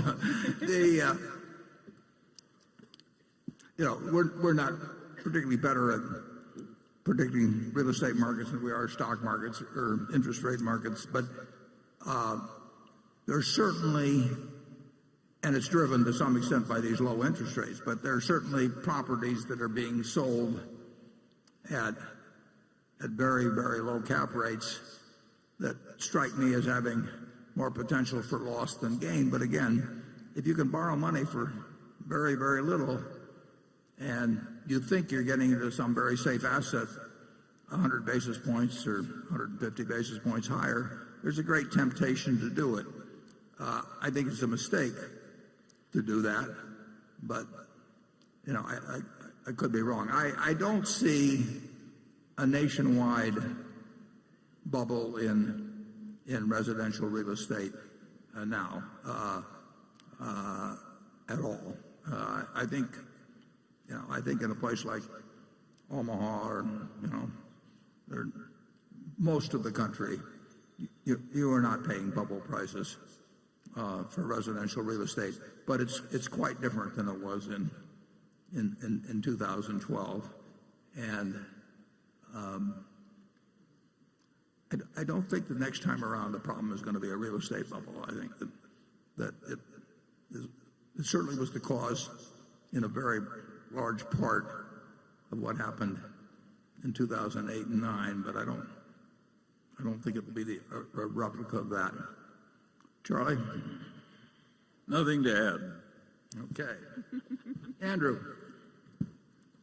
Warren, Todd and Ted now have been at Berkshire for several years. What have been their biggest hits and failures, specifically? And what have they learned from Charlie and Warren? And what are the biggest differences between you and them? Well, I'll answer the last part, the easiest. I am trying to think of very big deals that we can do something in investments or in business, preferably just in operating businesses. I mean, they still are. Their primary job is working on each has a $9 billion portfolio, and one of them has, I don't know, perhaps 7 or 8 positions, and the other one has maybe 13 or 14. But they have a very similar approach to investing. They've both been enormously helpful in doing several things, including important things for which they don't get paid a dime, and which they're just as happy working on the things as they are when they're working on things that do pay off for them financially. They're perfect cultural fits for Berkshire. They're smart at what they do, and they're a big addition to Berkshire. Charlie? Again, I've got nothing to add. And did I cover the whole thing, Andrew, or was there a part I missed there? Biggest hits and failures. I think they specifically wanted to know in terms of investments and trying to understand the way you think, perhaps. I think the question was more focused. I think the implication was the way they think and the way you think. Are there differences? Yeah, I would say they have a bigger universe to work with, because they can look at ideas in which they can put 500 million, and I'm trying to think of ways to put, not sums into billions. And they certainly have a more extensive knowledge of certain industries and activities in business that have developed in the last 10 or 15 years. They'd be smarter on that than I am.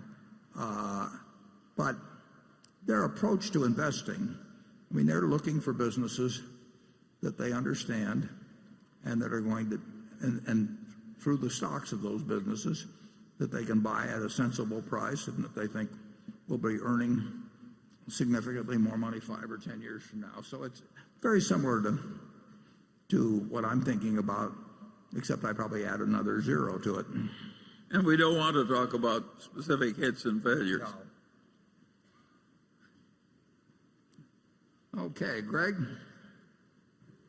Yeah, we will never get into disclosing. We file reports every 90 days that show what Berkshire does in marketable securities, but we don't identify. I may identify whether it's mine or theirs, but we don't get into identifying what they do individually. Looking at Berkshire's finance and financial products segment, there was a fairly significant increase in the amount of cash carried on the group's books last year. After holding steady between $2 and $2.5 billion during 2012 through 2014, the amount of cash held at the segment spiked up to $5.4 billion at the end of the third quarter of last year and $7.1 billion at the end of 2015. This incidentally coincided with your acquisition of GE's railcar leasing unit, as well as the acquisition of several railcar repair and maintenance facilities. Sales and profitability were fairly solid last year, but don't really seem to account for the magnitude of the change in cash. And investments, debt, and other liabilities do not look to have changed significantly enough to account for the difference, perhaps accounting for about $1 billion of the increase. Just wondering where the additional $3.5 billion in cash came from, and whether or not the elevated level of cash at the end of last year is excess to the business or a new required level of cash for the operations. Well, I can't tell you where it came from. You'd think I would, $3.5 billion, but I can tell you why we were funneling money into the parent company and into the finance company. That money was basically dedicated to making the $22 billion portion of the precision cast parts purchase that was accounted for by cash. We actually borrowed $12 billion, but $10 billion was what was of the borrowing was there, and we pushed money from various sources depending on who owned what and that sort of thing. We pushed money into those two entities and eventually into the parent company to take care of the $22 billion that was coming due. Turned out to be at the end of January when the precision cash parts closed. There's really no significance to it other than that. Okay, station 7. Good afternoon, Mr. Buffett and Mr. Munger. My name is Jeffrey Eastup from Cranford, New Jersey. I just have a simple question for you. How would you explain IBM's moat? I'm not sure that's a simple question. No, I'm not either. Well, it has certain strengths and certain weaknesses, and I don't think we want to get into giving an investment analysis of any of the portfolio companies that we own. I think I'd probably better leave it there. Charlie? Yeah, it's obviously coping with a considerable change in the computing world, and it's attempting something that's big and interesting, and God knows whether it's going to work modestly or very well. Yeah. I don't think Warren knows either. No, we'll find out whether the strengths are strengths. Yeah. But but it's a field that a lot of intelligent people are trying to get big in. Okay, we're going to go to section 8, and then we will adjourn for 15 minutes prior to the formal meeting of the company. Are you ready? Station 8. Hello, everybody. Good afternoon. My name is Christian Campos. I'm from New York City. I'm a senior accounting major at Baruch College, part of the City University of New York. And Mr. Buffett, in your annual shareholder letters and during interviews, and even today, your sense of humor always shines through. Where does your sense of humor come from? Please tell us. Thank you. That's just the way I see the world. It's a very interesting and very humorous place. And actually, I think Charlie has a better sense of humor than I have, so I'll let him answer where he got his. I think if you see the world accurately, it's bound to be humorous because it's ridiculous.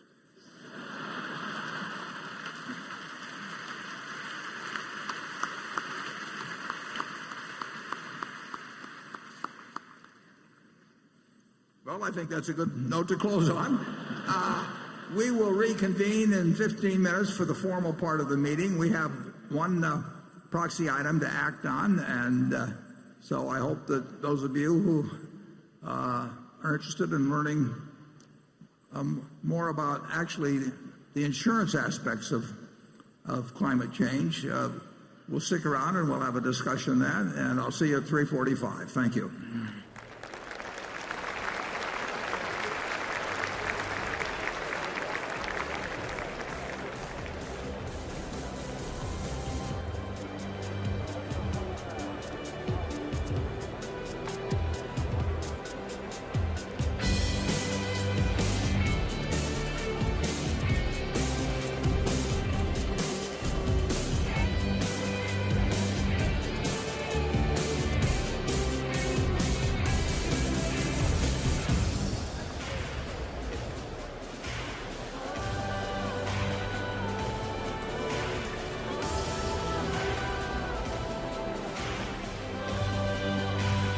And there you have it, Berkshire Hathaway Chairman and CEO Warren Buffett, along with Vice Chairman Charlie Munger, ending the question and answer period of the Berkshire Hathaway annual meeting. In just a moment, the formal shareholder session begins. Welcome back to Yahoo Finance, exclusive live stream of the Berkshire Hathaway annual meeting, coming to you live from the CenturyLink Center in Omaha, Nebraska. I'm Alexis Christoforous, joined once again by Yahoo Finance Editor-in-Chief Andy Serwer. And what a day, what an incredible couple of days here in Omaha. Andy, what was the highlight of this meeting today for you? Well, I don't think there were any red-hot zingers, Alexis, and it's sort of the totality of all of it. I mean, there were a lot of topics that he got to that Buffett and Munger addressed. And I think that, you know, the way I look at it is they had to sort of speak to a lot of things that people had serious questions about. Mhm. Everything from global warming to sugar to interest rates, succession. And, you know, they're able to sort of handle all those really kind of tough questions, quite frankly, and weave in their wisdom and levity. And basically, you know, they're sort of charming their shareholders. But that's a little understating it, because I think that they were giving substantive answers and very sophisticated answers.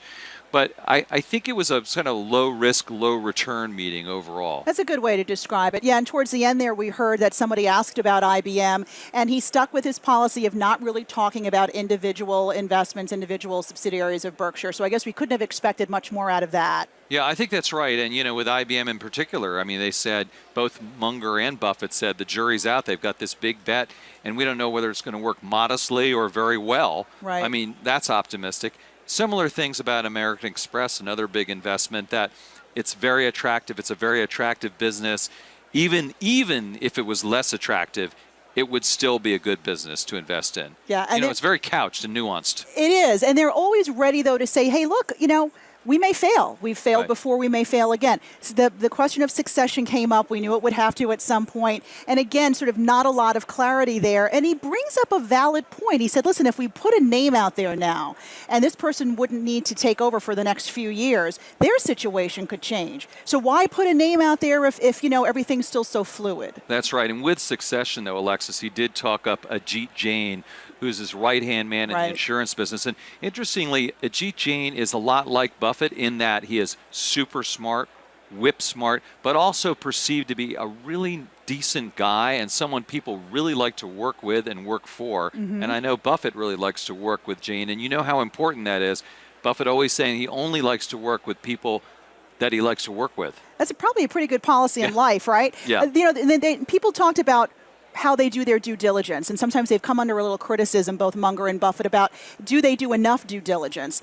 And I really liked his answer, because he said, you know, at the end of the day, it's about this human being I'm going to be giving a lot of money to, and there has to be a level of trust there. And how do you do due diligence on a person? I mean, there are some of the obvious ways, but, you know, you have to have a little bit of faith, maybe a history with that person, and a relationship there that you believe in. I mean, he'll do two things, Alexis, to your point. He'll have a conversation with this person to get a feel for them, and then he'll take a look at this paper, their numbers, and he can just sort of tell very, very quickly, better than most mere mortals. Right. Both of those things, your character right. and your balance sheet and your income statement, and just make a very quick decision. That's what separates him from, like, the rest of everybody Almost else, right? all the rest of us. All right, let's bring in Nicole Sinclair now, who's down on the exhibition floor. And Nicole, so much of this session was devoted to buybacks. Let me get your initial reaction to the question and answer session.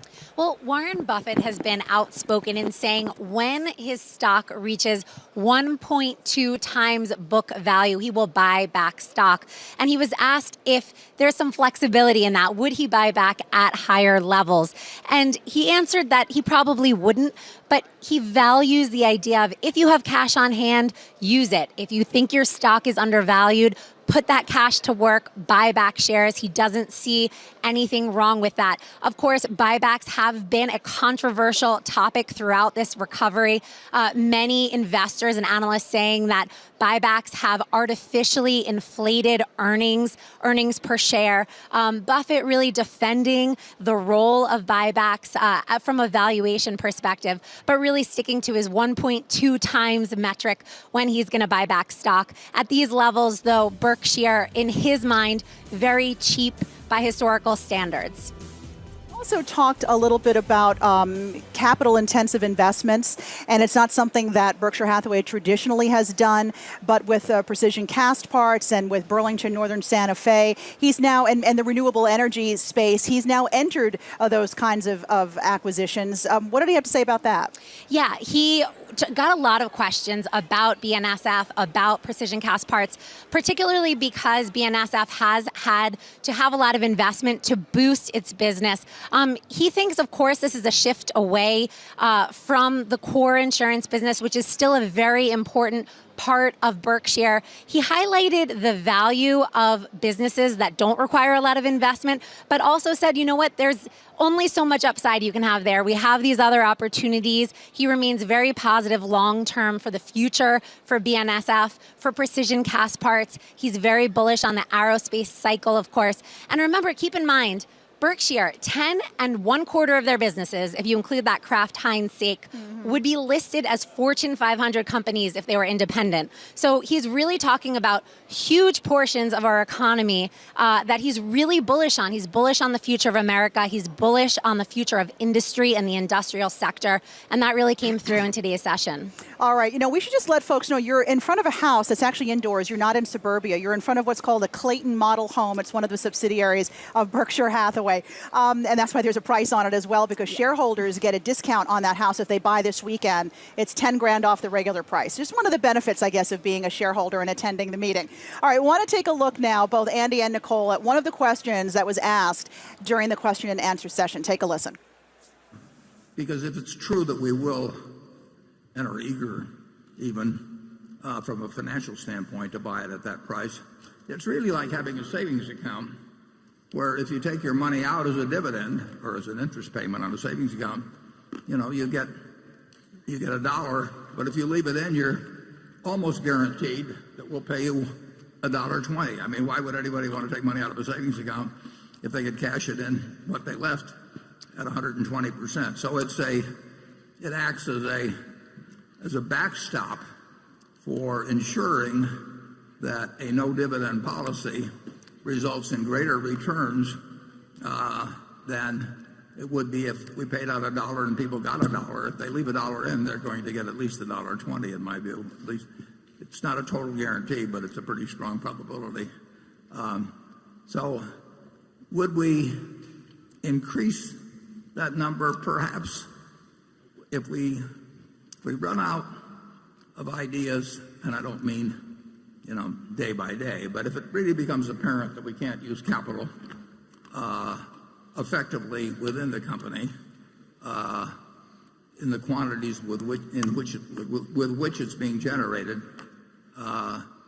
then at some point the threshold might be moved up a little because it could still be attractive to buy it. And you don't want to keep accumulating so much money that it burns a hole in your pocket. And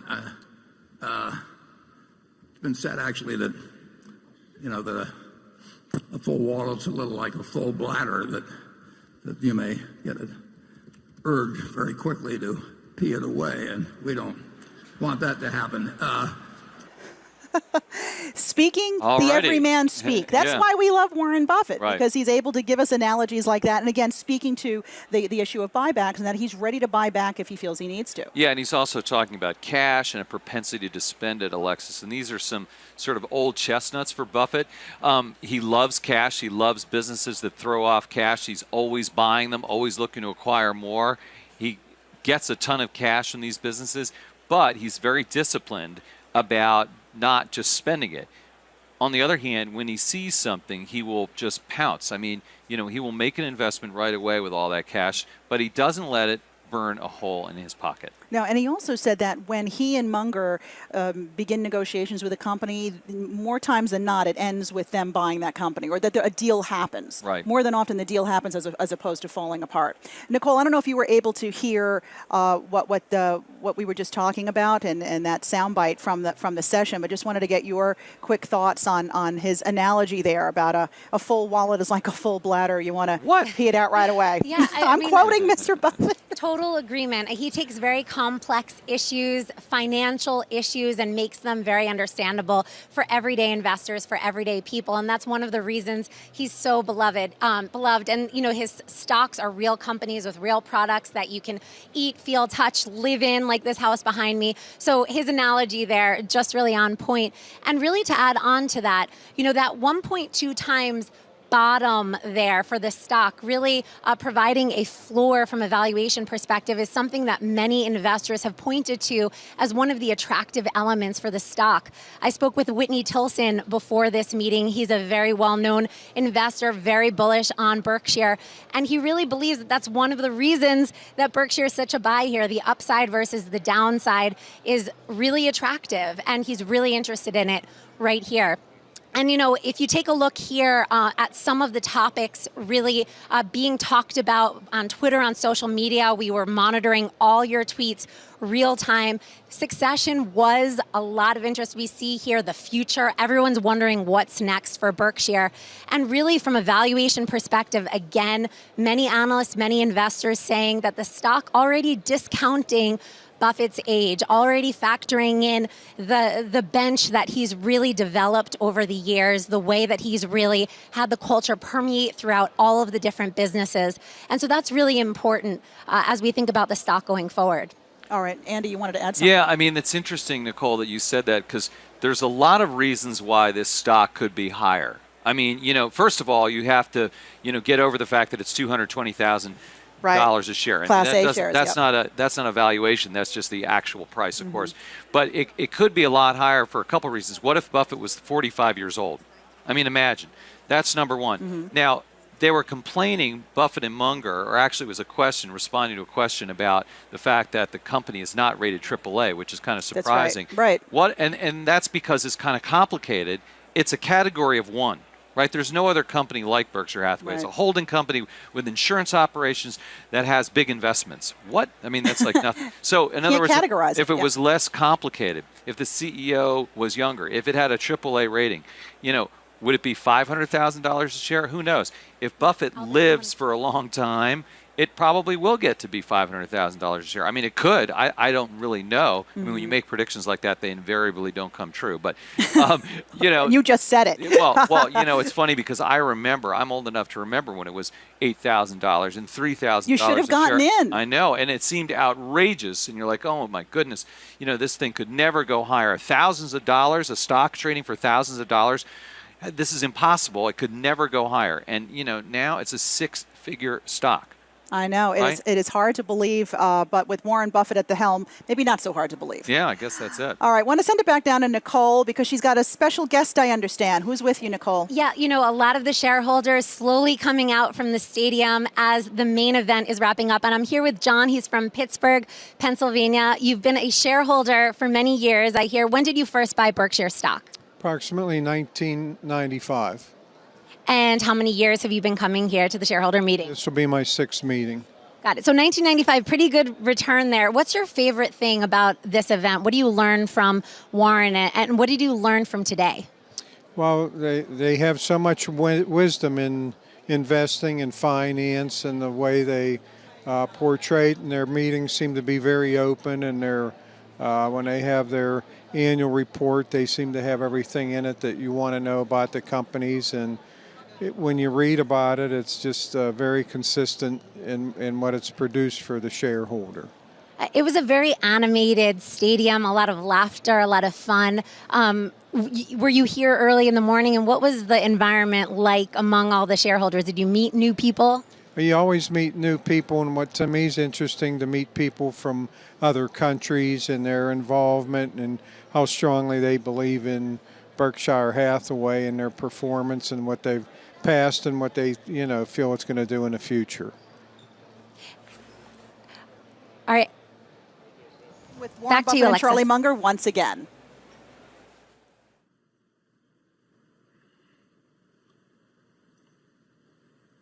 How old is Hansen, do you know? Yeah, I think the feeling is around 60. Yeah, I think he's been around a long time. He's a professor at Columbia. Came from Denison, Iowa, University of Iowa.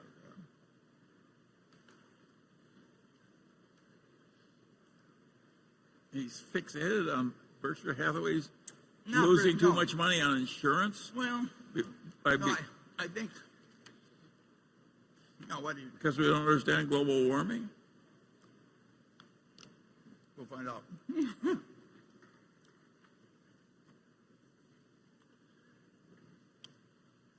Somewhere here. Here we are.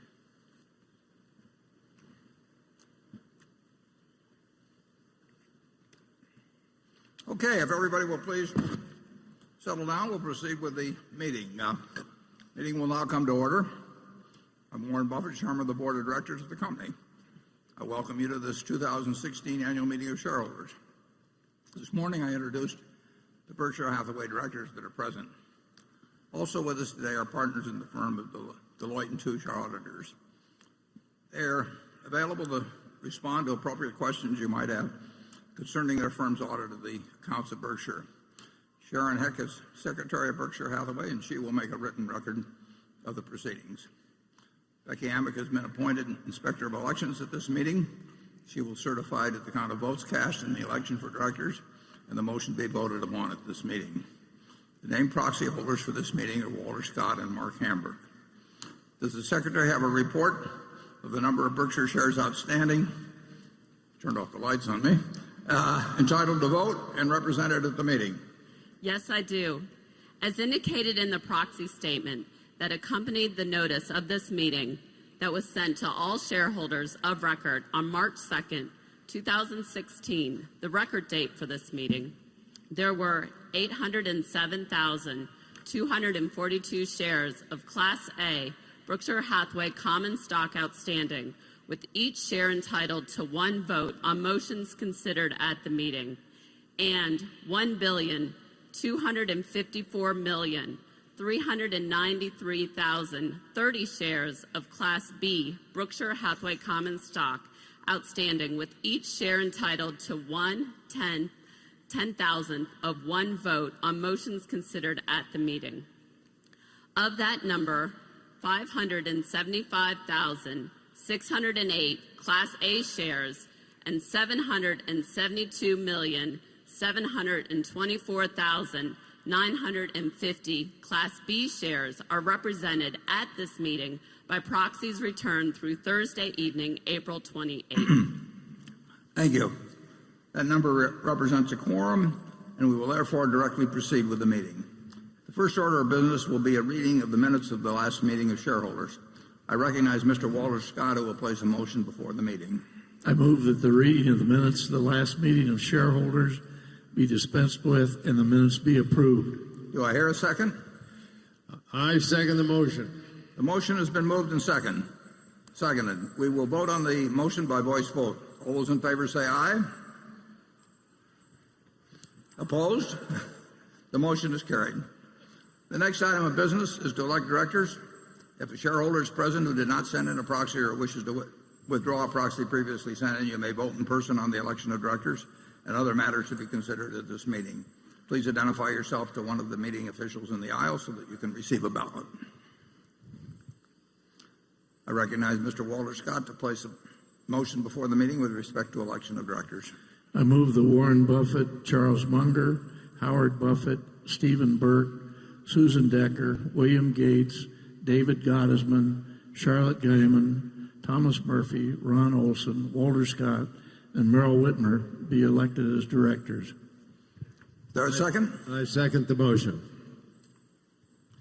It has been moved and seconded that Warren Buffett, Charles Munger, Howard Buffett, Stephen Burke, Susan Decker, William Gates, David Gottesman, Charlotte Guyman, Thomas Murphy, Ronald Wilson, Walter Scott, and Merrill Whitmer be elected as directors. Are there any other nominations or any discussion? The nominations are ready to be acted upon.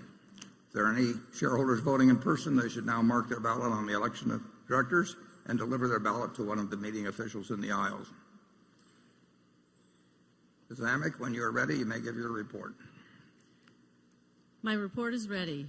The ballot of the proxy holders in response to proxies that were received through last Thursday evening cast not less than 643,789 votes for each nominee. That number far exceeds a majority of the number of the total votes of all Class A and Class B shares outstanding. The certification required by Delaware law of the precise count of the votes will be given to the Secretary to be placed with the minutes of this meeting. Thank you, Ms. Amick. Warren Buffett, Charles Munger, Howard Buffett, Stephen Burke, Susan Decker, William Gates, David Gottesman, Charlotte Guyman, Thomas Murphy, Ronald Olson, Walter Scott, and Merrill Whitmer have been elected as directors. The next item of business is a motion put forth by the Nebraska Peace Foundation. The motion is set forth in the proxy statement, and will the projectionist please put up number 9. Here we are.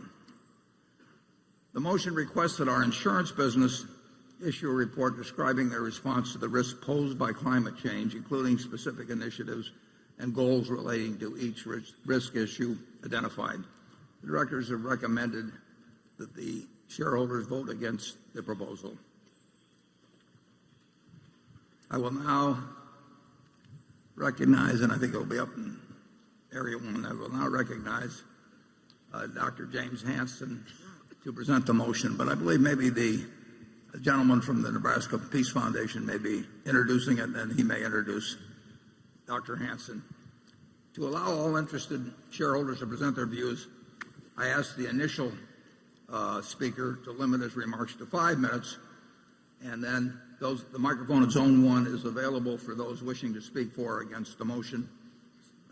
Subsequently, Zone 1 is the only microphone station in operation.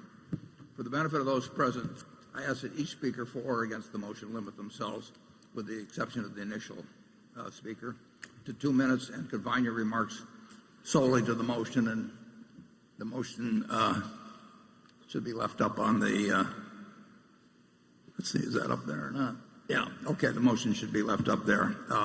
In a sense, incidentally, it asks us to present a report about the risks to the insurance division by climate change, and I did address this subject in the annual report. That would be a report, and it was a report that was concurred by Ajit Jain, who is number one expert on insurance risks. So that does represent the view of our insurance division and myself as the chief risk officer. But the subject now is open, and we welcome the initial speaker's comments. And if you're just going to introduce Dr. Hansen, I can't see who's who up there, then I presume he will have the 5 minutes, and then subsequent speakers will have 2 minutes. So go to it. You're on. Thank you. My name is Mark Vecina. I'm the treasurer of the Nebraska Peace Foundation, the owner of 1A share of Berkshire Hathaway. We are the sponsor of the shareholder resolution, which Mr. Buffett has described.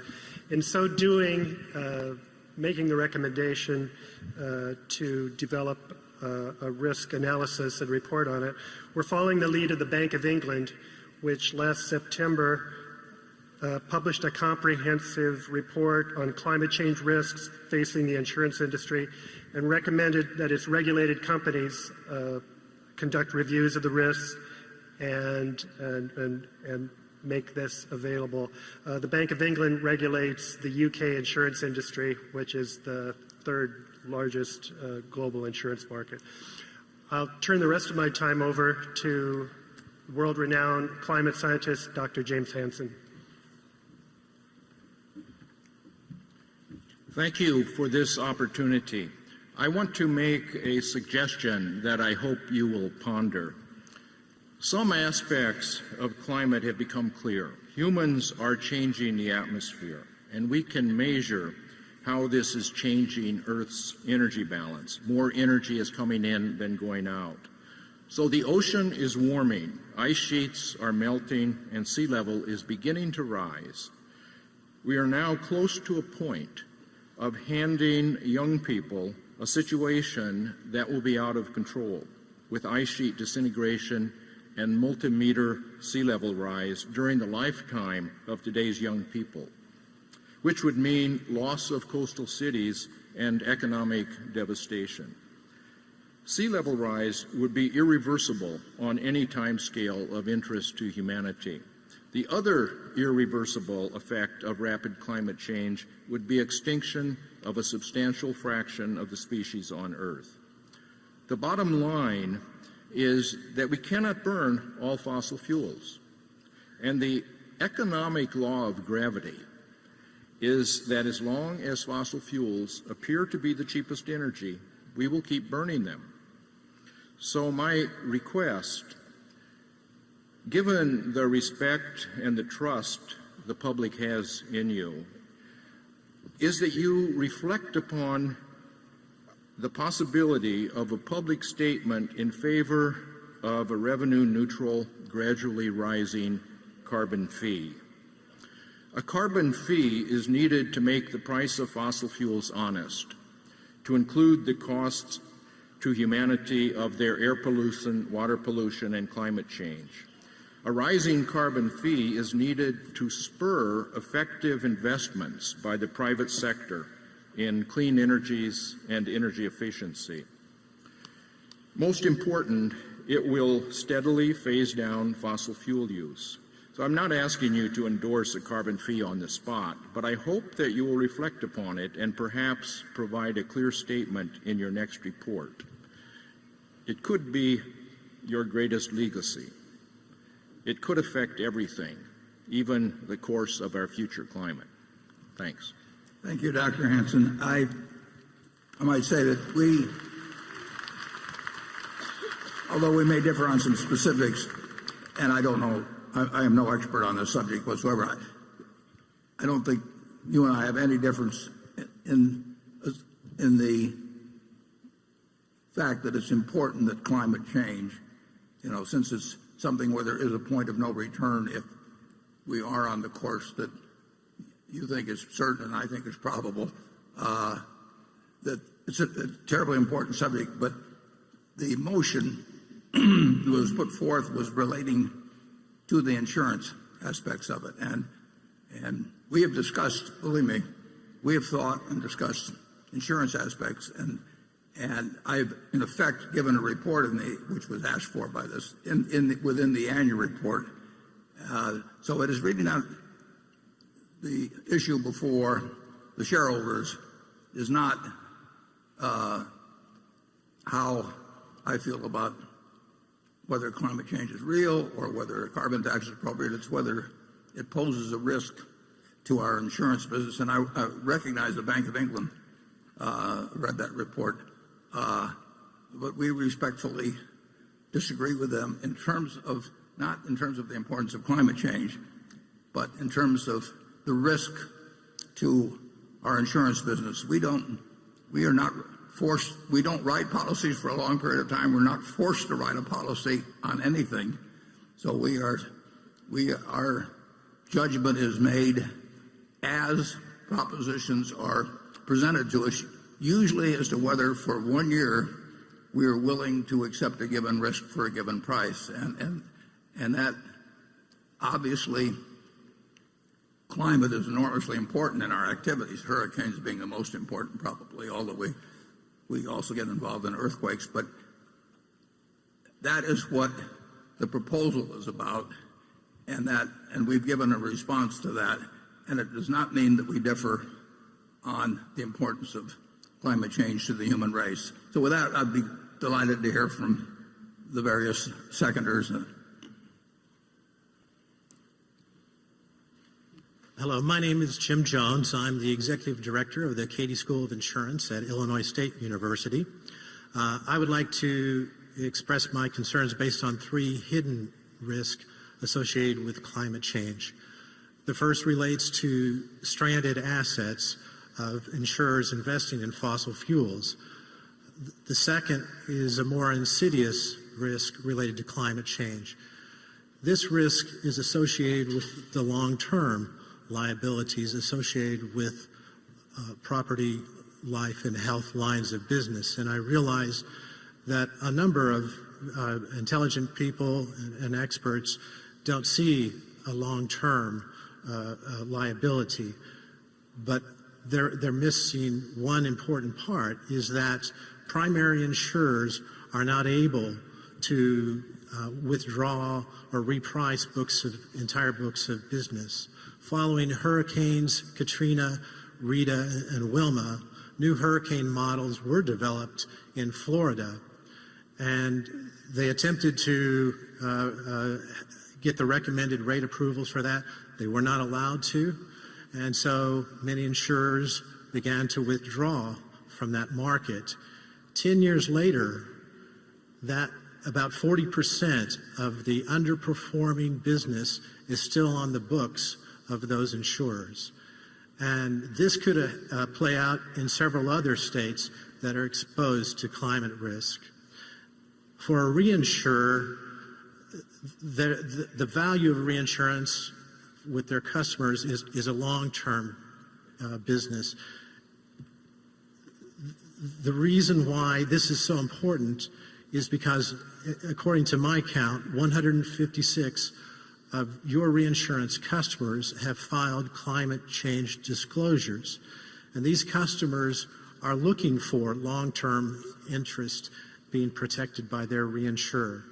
And if not, there's a potential for a relationship default risk that could occur if they perceive your reinsurance as just being one-year contracts that can be repriced or withdrawn. And you enter into that world of the expanding market competition of alternative reinsurance, which just last year was $72 billion. And earlier this quarter, we set a record of $2.2 billion in cat bonds. Thank you. I would point out that we have not been asked ever, to my knowledge, to write long-term contracts.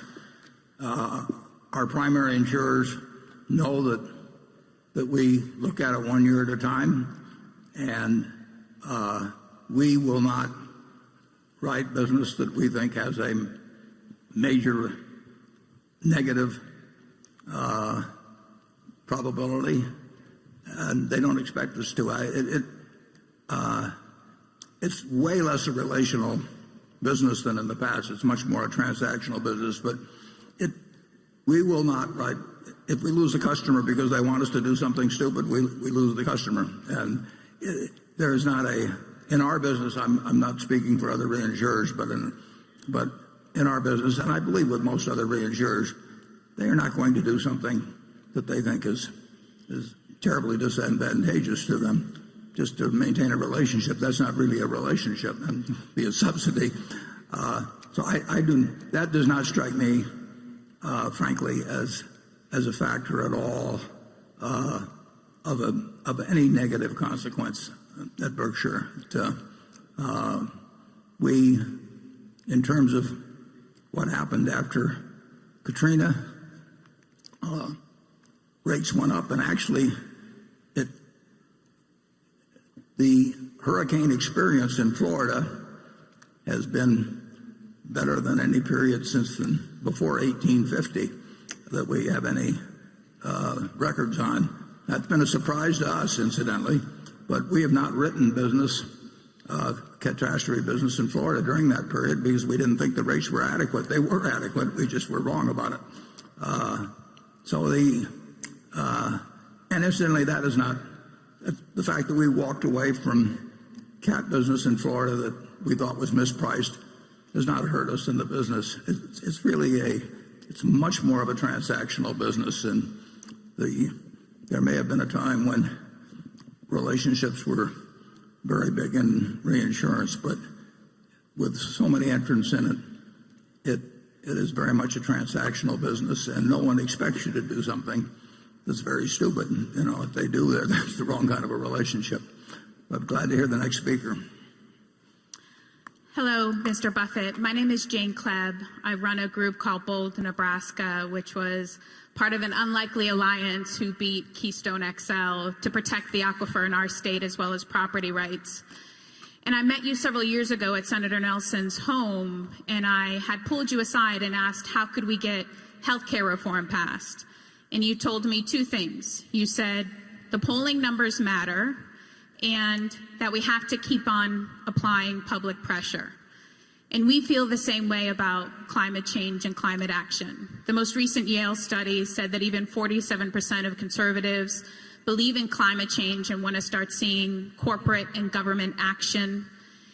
And your response to this resolution struck me because one of the sentences said that if you live in a low-lying area, you should probably move. Well, we work with Native brothers and sisters who live in coastal communities, and one of those tribes is now the first United States climate refugees. They didn't have the option to move. They were forced to move. And so we're turning to you and we're turning to ourselves to continue to apply public pressure and hope that both you and Charlie stand with us. And maybe it's not this year, and maybe it's not the year after, but we really look forward to you doing full climate risk analysis, as well as divesting from all the fossil fuels that you own. And lastly, it takes both small and mighty, as well as big and powerful, to solve this problem of climate change. So you blocking small solar in Nevada is the wrong road to go down. Thank you. Okay.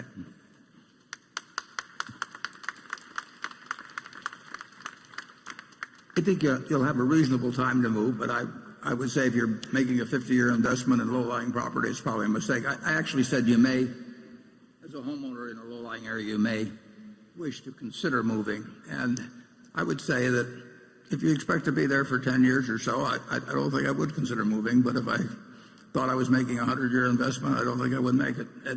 I think it gets to the question, we have a shareholder proposal that says what are the risks to the insurance division from climate change. We're not denying climate change is an incredibly important subject. We're not denying its existence, but it will not hurt our insurance business, and it's immaterial compared to other things that couldn't affect our insurance business. And that is the issue before the meeting. I'll be glad to hear from the next speaker. Good afternoon, Mr. Buffett. My name is Kay Karn. I've been a shareholder for more than a decade, basically my investing life. Today, someone said that you think ahead of the crowd. With regards to this resolution, you're saying that the Berkshire insurance business will just raise rates the next time the policy is renewed, and that makes sense. But you agree that climate change poses a major problem for our planet. I would say that climate change poses a major problem for the stability of our global financial markets if the political action continues at its current pace with regards to this issue. I personally agree with Dr. Hansen that a carbon fee is the solution to address this issue.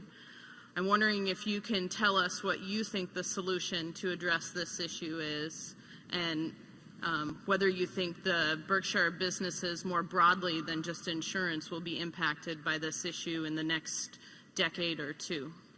Yeah, I would doubt if it's affected in the next decade or two, but I won't argue with you at all that it's likely, not certain, that unless various techniques are designed for reducing, for sequestration, different things of that sort, that plenty of people will be working on, or unless the emissions, greenhouse gas emissions are reduced significantly, that it's a terribly important problem for civilization. And there have been other, there's certainly going to be some very smart people working on ways to change the balance in some way, either through less being released into the atmosphere or by various techniques that might diminish the impact. But no one here will deny that it's important. I don't think it will impact. I don't think it will impact in a serious way the climate or insurance, for that matter, in the next decade or two.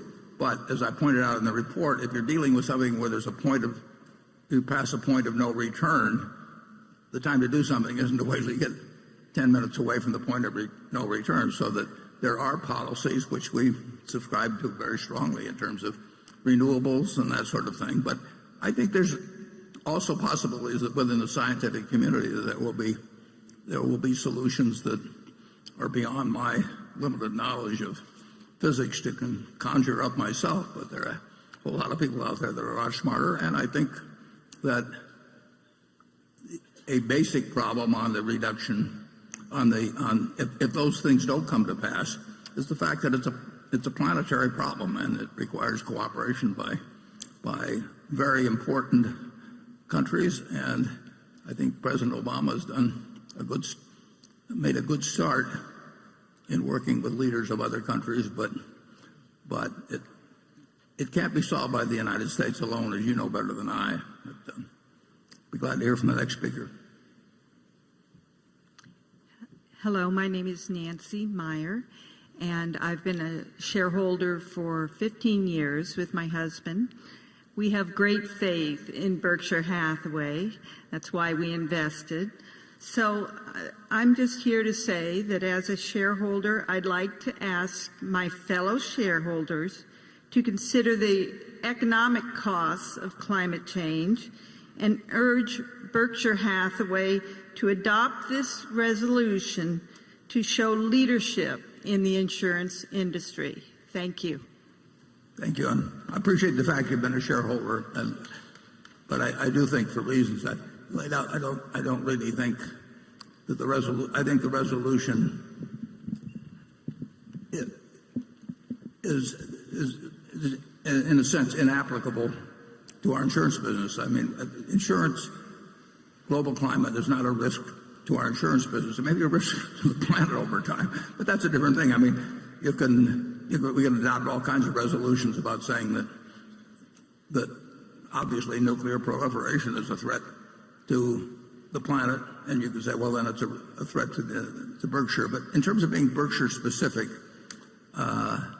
you can read the resolution, and then, like I say, our answer with the Jane is probably the smartest person I know in insurance, and I have 99% of my net worth in Berkshire that's all destined to go to philanthropic institutions, and I'm not eager to see that disappear. And I do regard myself as the chief risk officer of Berkshire, and I worry about things that can hurt Berkshire, and I do not see it in our insurance division in relation to climate change. But thank you.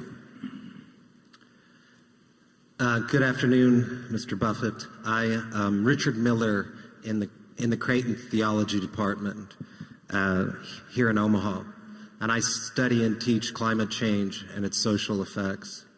I just wanted to make you aware that Berkshire is operating within a larger economy, and that the most important climate analysis, economic analysis from Nicholas Stern indicates that on our current path, by the end of this century, 30% loss in global GDP is possible. The other issue is, when we talk about doing something about climate change, doing something means to avoid major sea level rise, we need to reduce emissions globally, starting today, 7% per year. The only time we've ever reduced emissions over a 10-year period in a growing economy was in the 1990s in England, and we reduced them 1% per year. So we're talking about a completely different thing than President Obama's gradual move, and we need to do something. No, we need to do massive transformation immediately. And with your large global holdings, you are a world significant figure on this, not just about this particular shareholder resolution. Thank you for your time. Thank you.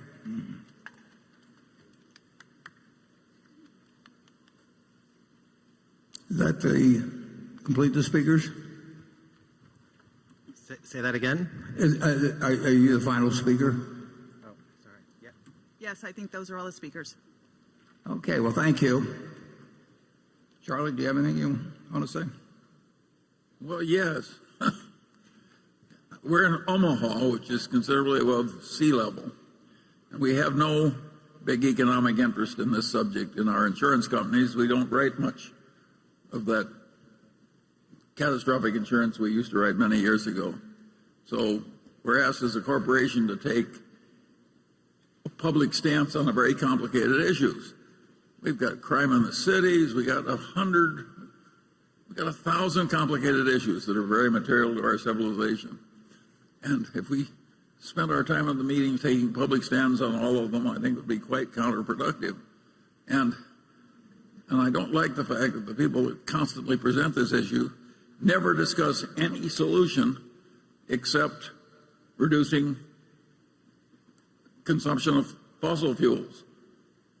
So there are geoengineering possibilities that nobody's willing to talk about, and I think that's asinine. So you put me down as not welcoming.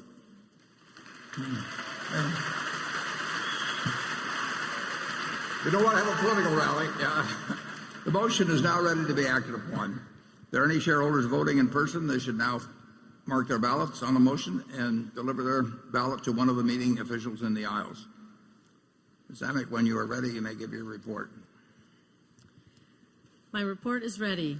The ballot of the proxy holders, in response to proxies that were received through last Thursday evening, cast 69,114 votes for the motion and 531,724 votes against the motion. As the number of votes against the motion exceeds a majority of the number of votes of all Class A and Class B shares properly cast on the matter, as well as all votes outstanding, the motion has failed. The certification required by Delaware law of the precise count of the votes will be given to the Secretary to be placed with the minutes of this meeting. Thank you, Ms. Amick. The proposal fails. Does anyone have any questions for our audit firm before we adjourn? If not, I recognize Mr. Scott to place a motion before the meeting. I move this meeting be adjourned. Mr. Olson? And I second it. Motion to adjourn has been made and seconded. We will vote by voice. Is there any discussion? If not, all in favor say aye. All opposed say no. The meeting is adjourned. Thank you.